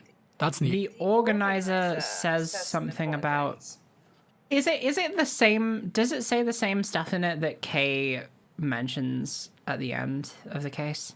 No. I think it says What it about says- the video, right? It says about the video, it says, we've got this guy dead to rights. He is gonna claim to be the Yatagarasu, but I know that he isn't, and I'm gonna prove it because I have the key. I have all the answers. But we don't have a key. Yeah, what key, my friend? What Well- are you talking about? We have a picture Oh of a god, key. we got a knife? We do have a picture of the key, and it looks kind of Yeah, familiar. it was in the dossier that was alongside all the other evidence. It does look very familiar. Something about the handle. It's got a butterfly motif on the handle. And it's the exact same colour as the handle of that knife we've got. Yeah, kind of weird. If only there was something to do with butterflies and knives that would lead us to the answer as to where this key might have come from. If only someone has Alright, I know how to solve this one, gang. supernatural Oh, wait. magic powers to figure this one out. Everyone stand Harry, back. you're up. Hera's got this one. It's time to use the power of the Nintendo DS. Energy starts crackling around Hera's eyes. Fuck yes. You find a little latch on the bottom of it, Oh. and you flip it over, and there's a knife. Find the latch there's a in key. 3 seconds. No one else has realised this. It's a secret that only the Yatagarasu could figure out. And Which, to me, implied that Faraday killed himself. Because only the Yatagarasu knows about the knife being the key. Right. I suppose in theory we're not supposed to know that Faraday is the Yatagarasu. Yeah. Question mark? But in the element, like in the order of events in the video game, we have been explicitly told by Kay Faraday Okay, fair. that her dad was the Yatagarasu. We are expected to work with that knowledge, which they are using to play a very mean trick on us. Anyway, we go back to the crime scene. There's a new guy here. A new small guy. Oh! They robbed us. He's got a kind of a banging theme. They robbed us of lying in this case. Lang gang! Bring Walks him away immediately. back. Bring him There's some back. kind of wolf pup in this room. Some kind of doggy. Someone let the doggy in. We've had ants. We need a little wildlife. Yeah. So we see Lang. He's here for no reason whatsoever. Then he leaves. He's hit a bad-mouth prosecutors. Yeah. He is learning how, like, the law enforcement works on, like, every country In the world. in the world, it seems like. So he can figure out what's the most just to redeem the name of his All right. family. Just a fun little cameo so we don't forget about him before he inevitably shows up in the next This case. is actually the last time we're ever going to see Lang. Be pretty funny if that was true. I'd be very sad. I like him. Bad has some testimony here. He says that he didn't hear anything other than the gunshot, but we know about the balloon. And he says, well, I didn't hear the balloon because the rooms are soundproof.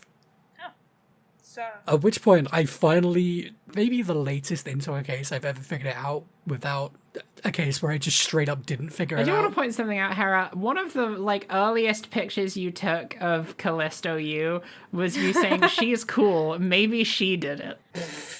But I didn't know. Does she know? I also accused Bad really early. Didn't know. Like I said, there was 3 people it could have been. One gets discounted pretty early. It was really a coin flip for most of this case. Literally 2 lines before I figured out that it was actually you. Me? I'm theorizing about Bad using his mirror to hold his mirror outside of the lobby window so he could look into the other lobby. God, I'm so fucking Wow. sick But of it. I Callisto genuinely has a mirror thought this was too. going to be We a don't even mirror know that thing yet. again. Like when they were talking about Gumshoe was there and then he wasn't there, I genuinely thought it was going to be another bullshit mirror thing. And I was ready to get so mad.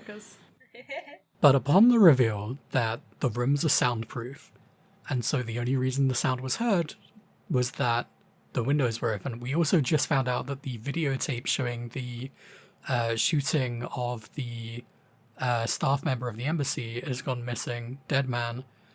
So it all clicked into place here for me. They have been fucking with us, and the time frame for the murder is completely different to the one we originally assumed. In that it wasn't committed right at the end of the recess, it was actually committed during the first 10 minutes of the recess before Gumshoe arrived. Has every case in this game had a different time slot for the murder? Than what was originally assumed. Yeah, I think that's true. I think that might be true. There's a lot of recurring elements throughout all of the cases in this game so far, but none of them seem to contribute to, like, a grander theme, and it bugs me.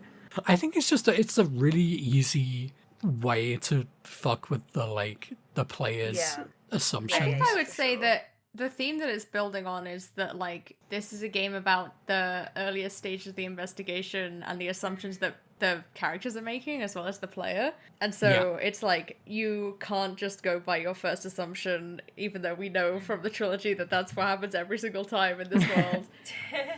But it's sort of Edgeworth realizing, like, I think there is a bit of a discrepancy here, which is that this is obviously like a pre-trilogy Edgeworth in this case, and he is still really, like, dedicated to being like, I have to find out what the actual truth of this is. Yeah.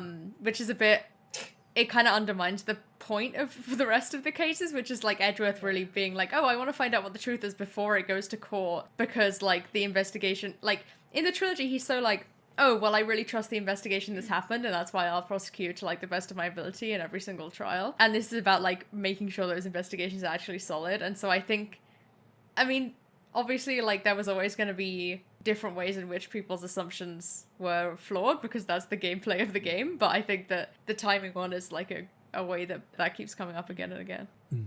Yep. It's also very common in puzzle games in general. I know this is more of a narrative game, but it has puzzle elements. It often plays with your assumptions in that you have to question them in order to progress, which is very interesting. I think it also is drawing from the genre of mystery novels, right? And mysteries, like, stories. I think fundamentally the way that this game is written draws a lot more from classic mystery literature than the original trilogy really can, considering how little of it is determined by the actions that take place during an investigation. Because in this, a lot more is playing out in real time. And it took a long while for the bigger cases in Ace Attorney to get to that point where things were happening in the moment. Like, it got there eventually. It happened a lot more frequently in the later games. But, like, when you think about, like, every case in the first game, I don't know if there was ever a moment where there was like, oh, this big thing is happening that's moving the plot along during you doing the investigation before you go to court. But in this, it's like you're like actively involved in the whole process, and that means that you can sort of indulge in some of the more typical writing of the genre, which I think is definitely to its benefit because it doesn't really get to explore that otherwise. Yeah. I have something else to say about the mystery novel connection as well, is that I haven't read a lot of mystery novels, I'll admit. I've seen a lot of TV adaptations. I can't speak to the accuracy of them. A lot of Poirot. Right, yeah, a lot of Agatha Christie stuff in general, like Miss Marple as well. So one thing I really like about these games is that they obviously obscure a lot of information, but they really haven't obscured a lot in terms of... There are a lot of cases that I figured out very early because they do give you a lot of the information. And I think I would have figured this case out earlier were it not for my assumptions around, like, the window railings, for the example, and the fact that there couldn't have been, like, a second Yatagarasu. So I really do think the information was there for a lot of this case, but I tricked myself rather than the other way around. And again, I haven't read the novels. Maybe there's more information that's conveyed in the shows or whatever, but I don't know. That's something that I personally prefer about playing these games rather than consuming, like, an Agatha Christie TV show, for example. It's certainly better than Agatha Christie, confirmed. You heard it first, folks. Alright, we're almost there. Almost there. We are going to the courtroom to confront Callisto Yu. She is now the only person who does not have an alibi. Yes. Yes. And she's the most clumsy, so it must be her. And it's weird that she spilled that perfume. It's weird that she spilled that perfume. Maybe she also spilled those two bodies on top of each other. Maybe she spilled that bullet. Maybe she spilled the bullet out of that gun. It's true. Or maybe she whoops, I slipped and my knife went in the guy. We love a girl fail. Oh, we do. She has a new animation. She's always throughout the case had an animation where she does her makeup in a little compact mirror. But she has a new animation where she does it faster and like more suspiciously. Welcome back to masks. Could it be? Yeah, she's got to apply that mask. It's wild how much detail they went into that, because it could have very easily just been her, like, reapplying her lipstick. But it's like her reapplying her lipstick, her redoing her mascara, her reapplying her blush. Like, she's literally doing the full face. It's really And great. also when she reapplies the lipstick, she goes like the whole way around. Yeah, the and lips then does like, the- does and then puck. does- The lip smacking thing. Yeah. It's also good when she, like, when you catch her off guard and she, like, accidentally, like, draws a line of her lipstick, like, That is my across her favorite face. sprite It's in this case. really It's good. so It's good. good, yeah. It's the first time she looks away from the mirror, and that's why she draws it across her face. I want to say one thing based on the Cinema. picture of that Hera put in her notes, which is that you can see that she's wearing her defense attorney's badge, which I think is interesting because we've talked about that. Well, this is the first. I guess we'd met a couple of defense attorneys. We met Mia. Mia wore her badge, right? Grossberg also? Did I don't think we ever Did saw Grossberg Grossberg also wear a wearing a badge? badge, though, did we? I think we did. Oh, I me need look to at the see some picture. Grossberg Yep. sprites pronto. He's got a little badge. Aw, good for him. so? It's just a fact of this world. The defense attorneys wear their badges on And their the lapels. yeah, prosecutors because Or on their their person. shitty clothes don't cause much of an issue if you pierce stupid holes in them. Yeah. Yeah. There was a point earlier where there's this whole thing that's brought up with Callisto about how, and I mean, a lot of this is undermined by what we learn at the end of the case, but I still think it was an interesting thing to include, where it's like, she's defending Mackerel so that she can get more information about KG8 because of her link to the case, and that's the only reason why she's even working with him, but she's not going to let him get away with the crime, and she's not going to actually defend him properly. She's Ethics, by the literally way. just, Ethics. yeah, well, yeah, and it's like, Fran is like, you know, having a go at her, like, oh, you're going to let this criminal get away with stuff. And she's like, oh, no, don't worry, I'm not going to let him get away with anything. And it just really makes me think about the point that I think Rose said quite a lot of times, and we've all kind of said at different stages, which is like, in this universe, a good defense attorney isn't someone who defends their client. It's someone who has, like, principles and, like, yeah, maybe on a personal level, you can understand, like, oh, this person wants, like, justice for her sister, but, like, are we saying it's good for people to just pursue their own version of justice? Is that right? Is that okay? Because I don't think that's okay. It's really fascinating seeing someone basically use the defendant as a pawn to get what they want out of a court case. Yeah.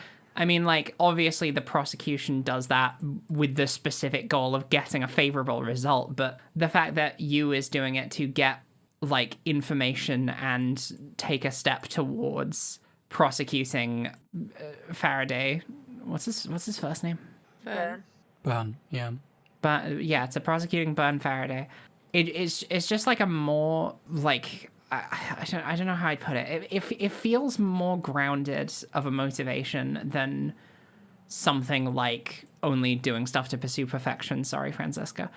Because this Yeah. seems like the kind of thing that is built upon how this court system functions within this narrative and what advantages can be levied for your own personal benefit by essentially pulling the strings within it.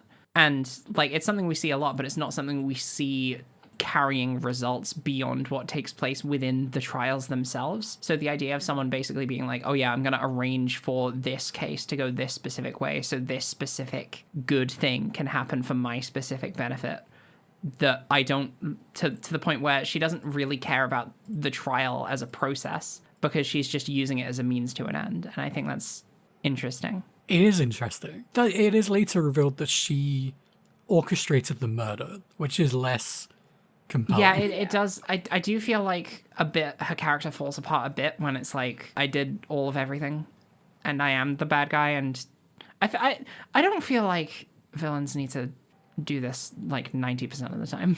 But I totally agree that it's a very compelling concept that they present here. Yeah. And you kind of do this with like manipulating a guilty person in case 2-4, right? I mean, this is the thing. Is like, this is constantly what the prosecution and defense are doing in every court case, Yeah. but it's never, Yeah.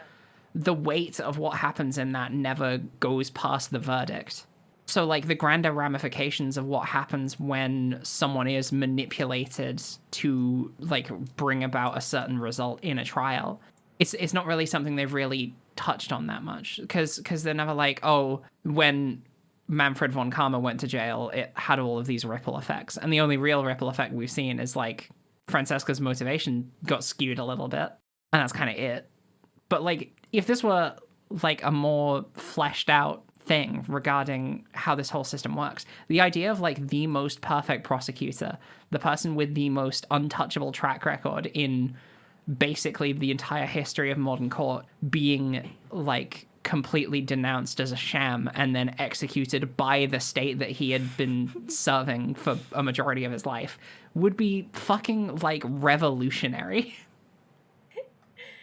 I said this very flippantly once in a message to Jay, and I've not stopped thinking about it, where it's like, if they weren't so scared of writing, good God, what they could do with this game. It's less so that they're scared of writing and more just that they aren't often like thinking about taking big swings like that, because that's not the kind of game this usually is. So when it does take a slightly bigger swing than usual, it's really interesting because it makes you sort of think about everything just a little bit differently. And it's what really leads to you having those thoughts about, man, what if they did and took a similar kind of approach with this other story that they did forever ago when this game was much more goofy and like only about these very specific characters. So we go into the courtroom and everyone stands where they're supposed to stand. It's really good that Edgeworth and Francesca are standing next to each other for this and basically like working as a team. I love it. It's really There is no point in this entire scene where Francesca talks about the fact that they're competing on who's going to win this anymore. They are just working together. Which is really nice. It's really good. Bad's there. Also, Bad is here, yeah. Yeah, he switches sides a lot. He teleports to either side of the courthouse pretty regularly. We get Callisto. We're like, Yeah. you played the video of the shooting really loudly and had the windows open because of the smell so that you could hear the gunshot in the other room to fake the time of the murder, because actually you did it before Gumshoe was even stationed in that corridor, and then just told Bad that they were talking and not to go in there. We talk about the key for a while and then we are like, oh yeah, the key is a knife, and she's like, what are you talking about? And then we give her the key and she's like, yep, the key is a knife. And then there's like some more sentences and she pulls a gun out and is like, haha, I've got this key now. I'm the Yatagarasu. And in retrospect, I think this was signaled because, not that she is, but that she is a fake. Because there's a whole spiel in this case that the Yatagarasu does not send evidence to the police. Yeah. They release it publicly. And so this is the first time ever that the Yatagarasu has sent evidence to the police. And that's suspicious. And we also know about the key because it's really big and Kay has it in her hair. It is really big. Oh, her breakdown with the laughing, really good. I really liked it. It's really interesting because she recomposes herself. I did not think that. I thought there was going to be a moment, because there's a new, like, a lot of it is the reuse of her older laughing sprites, and then there's a new one where like her entire body just sags and you can't see her face, and I thought she was going to like straighten up again but look a little different, look a little off, look a little jokeified. Right. I was a little disappointed that they didn't do that. But this is because she's going to do that in the next case, Probably, yeah. I think that's the other thing, is why I'm not that bothered by it, because she is going to come back. And if it's anything like previous returning woman Dahlia Hawthorne and how she went out, that'll be sick as hell. Mm-hmm. Yeah, she recomposes herself, she pulls out the gun, she says, I warned you about this. She literally warns us about this to not be in the room with the criminal without a guard. Yeah, it's true. And we didn't listen. We didn't, we're foolish. We also gave her the fucking key. And as she goes We to fucked up pull big the time. trigger, Kay runs in and is like, Edgeworth, get the fuck on the floor, you tit. The thing is, Francisca hits the floor immediately, and Edgeworth is like, I am too scared to move. Interesting. Bless him. I thought Bad was going to do a noble sacrifice here. Because I'm like, clearly we don't see this He guy literally again, right? can't like take damage from bullets. You've seen how many holes are in his clothes. Well, he's been shot so many times that he's gained like an immunity. Yeah, to it, he's like that. right? He's like that guy who microdosed on bullets. Like, he has a bullet hole right behind his head. There is no way he got shot in the collar there without it going through his head first. Like, that man is bulletproof. What he's But, like, actually doing it can is he's travel doing through one of him, those then it's tricks fine. where he's like hiding under cover in the middle of a gunfight, and then to distract the enemy, he takes off his coat and throws it across the room so they shoot his coat. Oh, yeah. Oh, yeah, that's good. That's good shit. Callisto also, she kind of just tweets out everything here. She reveals that she is a member of the smuggling ring, completely unprompted. Wasn't even up for She question. reveals that she orchestrated the killing of Daedman. She says that she told Mackerel to accuse Faraday of being the Yatagrasu. She really just gives it all to us. The only thing she won't say is she doesn't give up any other members of the smuggling ring. She says she doesn't care about the killing of her sister. She's super, super evil, and then she bolts. And that's it. We don't get her back. Yeah, Bad runs after her but doesn't catch her. Gets shot. He's fine. Get shot. Kay also disappears in this moment, And isn't seen for which 7 years. did spark some apparently. kidnapping fears, but no, she got away. She ran out of the courthouse after from the place her dad was shot and killed. Stabbed and killed. And then, I guess, manages to make it to her, what was it, her aunties that she said she was raised by? Her mum's relatives. Could be aunties. It could be. It could be. Could be be others aunties. also. Could be uncles. Could be grandparents. Could be cousins. Could be cousins. So here we have a little bit of resolution between Edgeworth and Gumshoe. This is like the beginning of their beautiful relationship. Personally, don't really care about this, so if anyone has notes, feel free. Okay, so we get a new CG of this, which is just a shot of Edgeworth and Gumshoe. And Edgeworth says, after that, he became my direct subordinate. I have tried, but words fail to describe the immeasurable suffering he has caused me. Uh-oh. Yay! Triumphant music is playing. Tee-hee. And they do. Oh yeah, one other thing is you do get to give Gumshoe the other Swiss roll that you took for evidence, and he's like, "Yay, treat for me."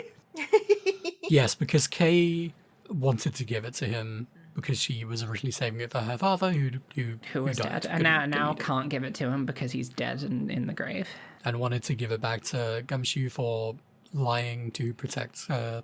Something which she doesn't usually approve of because of what's written in her promise notebook, which is something I don't think we mentioned at all throughout this entire conversation, is that she has a promise notebook. And it has, 5 promises? 7, written in I it? think. But they're all 1 or 2 sentences. This is an entire notebook that has probably 1 page filled out on it. Unless her dad had really big handwriting. Okay, here are the 5 promises in order. Promise 1, never take things from a stranger. It's going to be a tough one, I think. I mean, based on the fact that she's now a legendary thief or whatever. Promise 2, never go anywhere with a stranger. Pretty good one. Promise 3, always greet people with a smile, even people you don't know. Promise 4, never cry in front of This one strangers. sucks.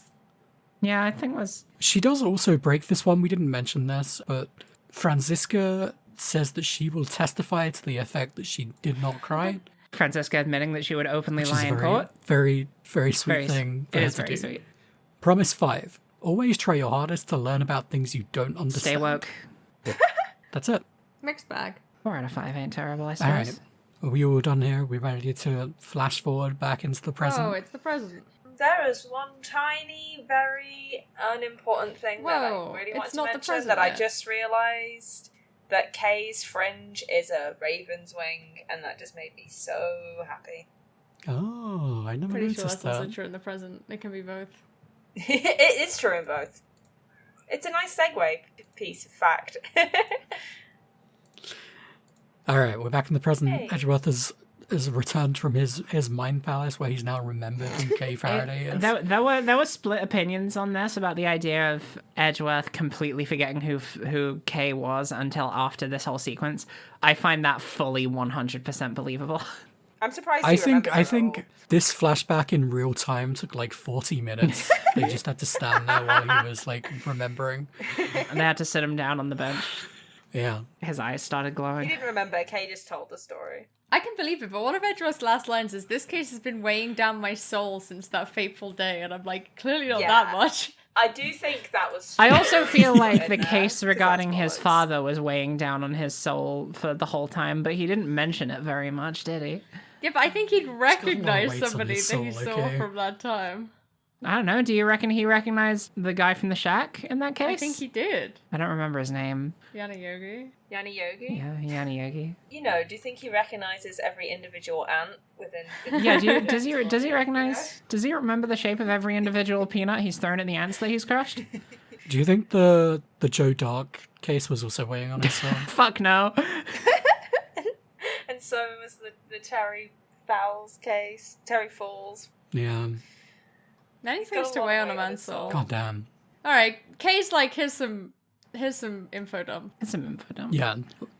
Hey, remember that woman who was the Yatagarasu? No, she wasn't. She lied. Obviously, She doesn't have 'cause I'm cool the toys like I Yatagarasu. do. So it must have been my dad. Because my dad was actually the Yatagarasu Yeah. the whole What time.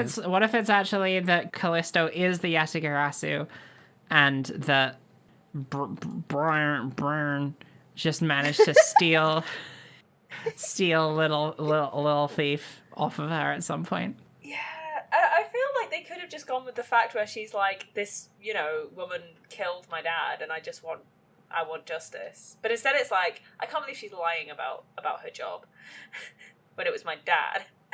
Like, I get it, I do get it, but it's also like there's Probably a a lot little of dad resentment in there too. there's a whole bunch of stuff going on. And this ends with an I am Spartacus So situation. she formally recruits Edgeworth into helping bring down Callisto U here, under the condition that she does not commit any crimes. Yes. Now here's the thing: there's only one case of this game left. Uh-oh. There's many things to figure out. Who is the leader of the infamous Amano group? Well, it seems pretty heavily implied in this case that we just did that it is just Ernest's racket. Yeah. Who's gonna die in the next one? Who's gonna die in the next one? Who's gonna die in the next one? Who cares? It's never someone important, right? It's gonna be, I don't know, Callisto or Ernest. It's gonna be one of them, probably. Yeah, that makes sense actually. Yeah, that it makes sense for it to fall to like infighting within the smuggling ring and one of them trying to become Smuggler Supreme. She sent a card to the embassy, so it seems like we're gonna go back to the what's the name of the embassy? Codopian Embassy? The Cordopian embassy. Yeah. So maybe it's just the staff member there. I don't know. Cordopians sound like a species of mushroom people. Is that offensive? Yes. You I'm don't not even gonna know take- anything about them. I hold true to what I said and I stand by it. Next episode, we're going to open with a sincere apology to the Cordopian people. This is where we find out that like the Cordopian people and the ones from what was the other one? Virginia? Yeah, the Cordopians and the Borginian. Borginians have been in like a Cold War situation for like years now. And the fact that we're picking sides is in of itself extremely problematic. Who knows? Maybe. Who knows? But I guess we're going to be playing the hits next time. We're probably going to have Lang. We might even have Francisco. We'll have them all. I think We're Kay gonna might have be there. Callisto. I think Kay might also be there. I think Edgeworth's definitely going to make an appearance. Can you I don't imagine know if about he that. Fred Von Farmer is going to be there. I think Fred von Farmer is definitely going to be there. Foolish boy, you don't know the first thing about growing corn. We beat the game. Yay! Yeah, we Well beat done, the guys. game. Well, gang, do you know what I think this case was? I gotta guess. I think it was Smoking Six style. I think it was great. I had a good time. Did I have as good of a time as the last case? I'm not going to confirm because everything in this game is Smoking Six style. But I had a good time. Oh, I'm zooming in with my microscope on the smoking 6-star chart to see the variances in elevation. I'm measuring them in micrometers. I'm so impressed. I like this case. I was concerned going in. I've had a mixed experience with flashback cases. I still stand by the fact that I would like to have seen more of Kay, but maybe she'll be in the second game. I don't know. But I had fun. The mystery was pretty good. I didn't get there until pretty late in this one, even though in retrospect I really did have pretty much all the information I needed, other than the soundproofing thing, which whatever. Yeah, I liked this one a lot. I liked Bad and I liked Callisto. The laughing thing got a little old for me. I'm sorry to say it was reminiscent of Mo. Wrong. Oh, from The Simpsons. Curly Mo, was that his name? I don't remember. Oh, Lawrence Moe Carls from The Simpsons. Yeah. And also, Tyrell Bad, this might call it a post to you. You talk so fucking slowly. I was on a tight deadline for this one, which I It's because he's missed. always sucking on that lollipop. Did you notice that when He's he always takes the sucking on that lollipop out of lollipop. his mouth, he talks perfectly normal? He speaks Oh, even that's really slower in the courtroom in the final confrontation than he does outside of it. And I already thought he talked slow outside. Hera was in such a rush to get this case finished before we started recording. I can't imagine how frustrated you would have gotten at how that was going. Yeah, That's that's really so funny. stressful. Oh man. I mean, it didn't turn out to be as bad as I thought, because they label the confrontation with Callisto U confrontation former, which heavily implies a confrontation latter, but that didn't seem to be the case. I guess confrontation latter is coming up in the next case. What if it just opens on confrontation latter? That would be really funny. Anyway, I've taken up a lot of time on my rating. It was a green. I maintain that maybe the best time ever to play this is when you have the experience of Devon giving you a smoke and stick style every time. I paused in the middle of saying that because I was like, the thing is, like, that is true now, and I think that was also true when I was 18, so really nothing changes. It's really funny hearing you rate this game this time around compared to like the first go round of, I don't know if you rated it, but like just the feedback from the first playthrough of Turnabout Breakdown. Yeah, now here's the thing. Am I enjoying this game? I can't say that because I'll kill Devon. Oh no. No. You can say if you're not enjoying it. It will just bounce off me like. I get halfway radio through these waves on a cases and I'm like, deflected dish. I've checked out. Every time it happens. I'm so glad that I can be here to at least make the podcast. But it's fine, portion because of then it I read Devon's entertaining. notes and I'm like, they're having such a nice time. I truly am. Well, I'm glad that's helping you get through. Yeah. Hero. Hero, what do you think? Mauve. Oh.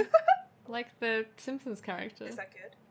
Now, mauve. Not white, like the central colours of... Well, what color Of- is mauve, of Hera? Edgeworth and- What color is mauve? Tell me what color mauve is. What color do you think mauve is, Hera?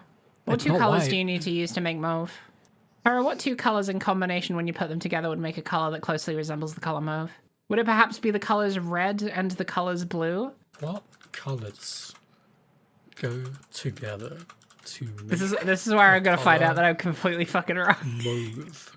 I think. How do you spell think you're mauve? okay. Is it M-A-U-V? M-A-U-V-E, yeah. How to make mauve colour. Acrylics color mixing number 76. Okay, let's all watch a YouTube It's the tutorial. 76th one. This is by Normal James, 16.3. Normal from Garfield? N-I-R-M. Oh, normal. This is a minute 54, so you're going to have to wait a little bit. Okay, everyone sit patiently. Okay, so you use quinacridone magenta Okay. and ultramarine blue. What color is magenta? It's a very, very violent pink. Oh, nice. It's And one of the sure enough, I'm skipping ahead, that's printer mauve. ink colours. Anyway, purples is reds and blues. Is the point. Top comment from Samara 1472. I'm glad I found this 2 years ago. Yeah. I'm glad you found it as well, Samara. I'm glad I found this. Hell yeah. I'm giving this case a mauve because of the interesting role reversal that takes place between Edgeworth and Kay. I think it's a really fascinating. I think they're both really interesting characters to pit against one another. I think the way that this case plays out is really interesting.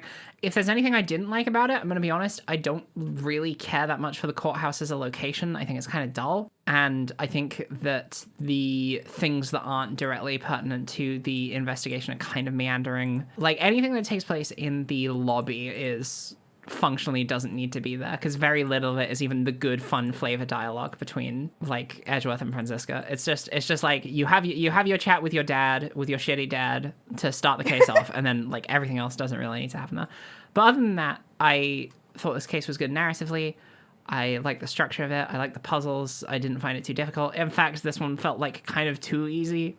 Even though I couldn't really keep everything in straight order, it was very obvious what kind of evidence I needed to bring out. But by the end of it, I liked Kay as a villain, and I liked Edgeworth as red, so it's mauve. Callisto, you mean? I liked C K This 10-year-old U child is the villain. U L. That would have been Aw. cool. They're just CLORS. American You. spotted. I want to get back around to something that I haven't mentioned yet. So many murders happen in this courthouse. What the fuck? Yeah, they need to sort that This out. is two Okay. more for the tally. How many are on the tally now? So there's Edgeworth's dad. There's Terry Falls. There's these two. Almost a murder of Diego Armando. And Francisco Von Got Karma close. also got Yeah. close. She got shot. I feel like there's definitely been another person who's died at the courthouse. There's That got to might be be it. another one. Okay, maybe that's it. But still, that's 4 That we know of. that we know of. So, There could we, be so we doubled hundreds the of- number today. This doesn't even include the people I that wouldn't the wanna work it courthouse out. is responsible for killing. What if there's going to be in a situation where there's just straight up like 8 people who die at the same time? Ouch. Ouch. Jerry, Yipes. I wouldn't want to be them when I wake up in the morning. Ooh, wee, yowza. Whoa, that's rough. Golly. Alright, well, I Sheesh. guess that's it. Be careful around courthouses, everyone. Yeah, don't Be go careful to around court ever. courthouses. Don't be a criminal. Never go to Don't court, be- never do don't crime, be never be a cop, defendant. never be a lawyer. Don't leave the house. Don't leave the house, framed board for your crime or you will windows, do never crime. see the sun I again. feel like we're putting this in a dark direction. Put yourself inside of a lightless box with no air. Drive safe. Alright, And bye, drive everyone. safe! What is a car but a lightless box with no air? I think there's light in there, usually. Cover your car windows and just drive. But safe. But safe.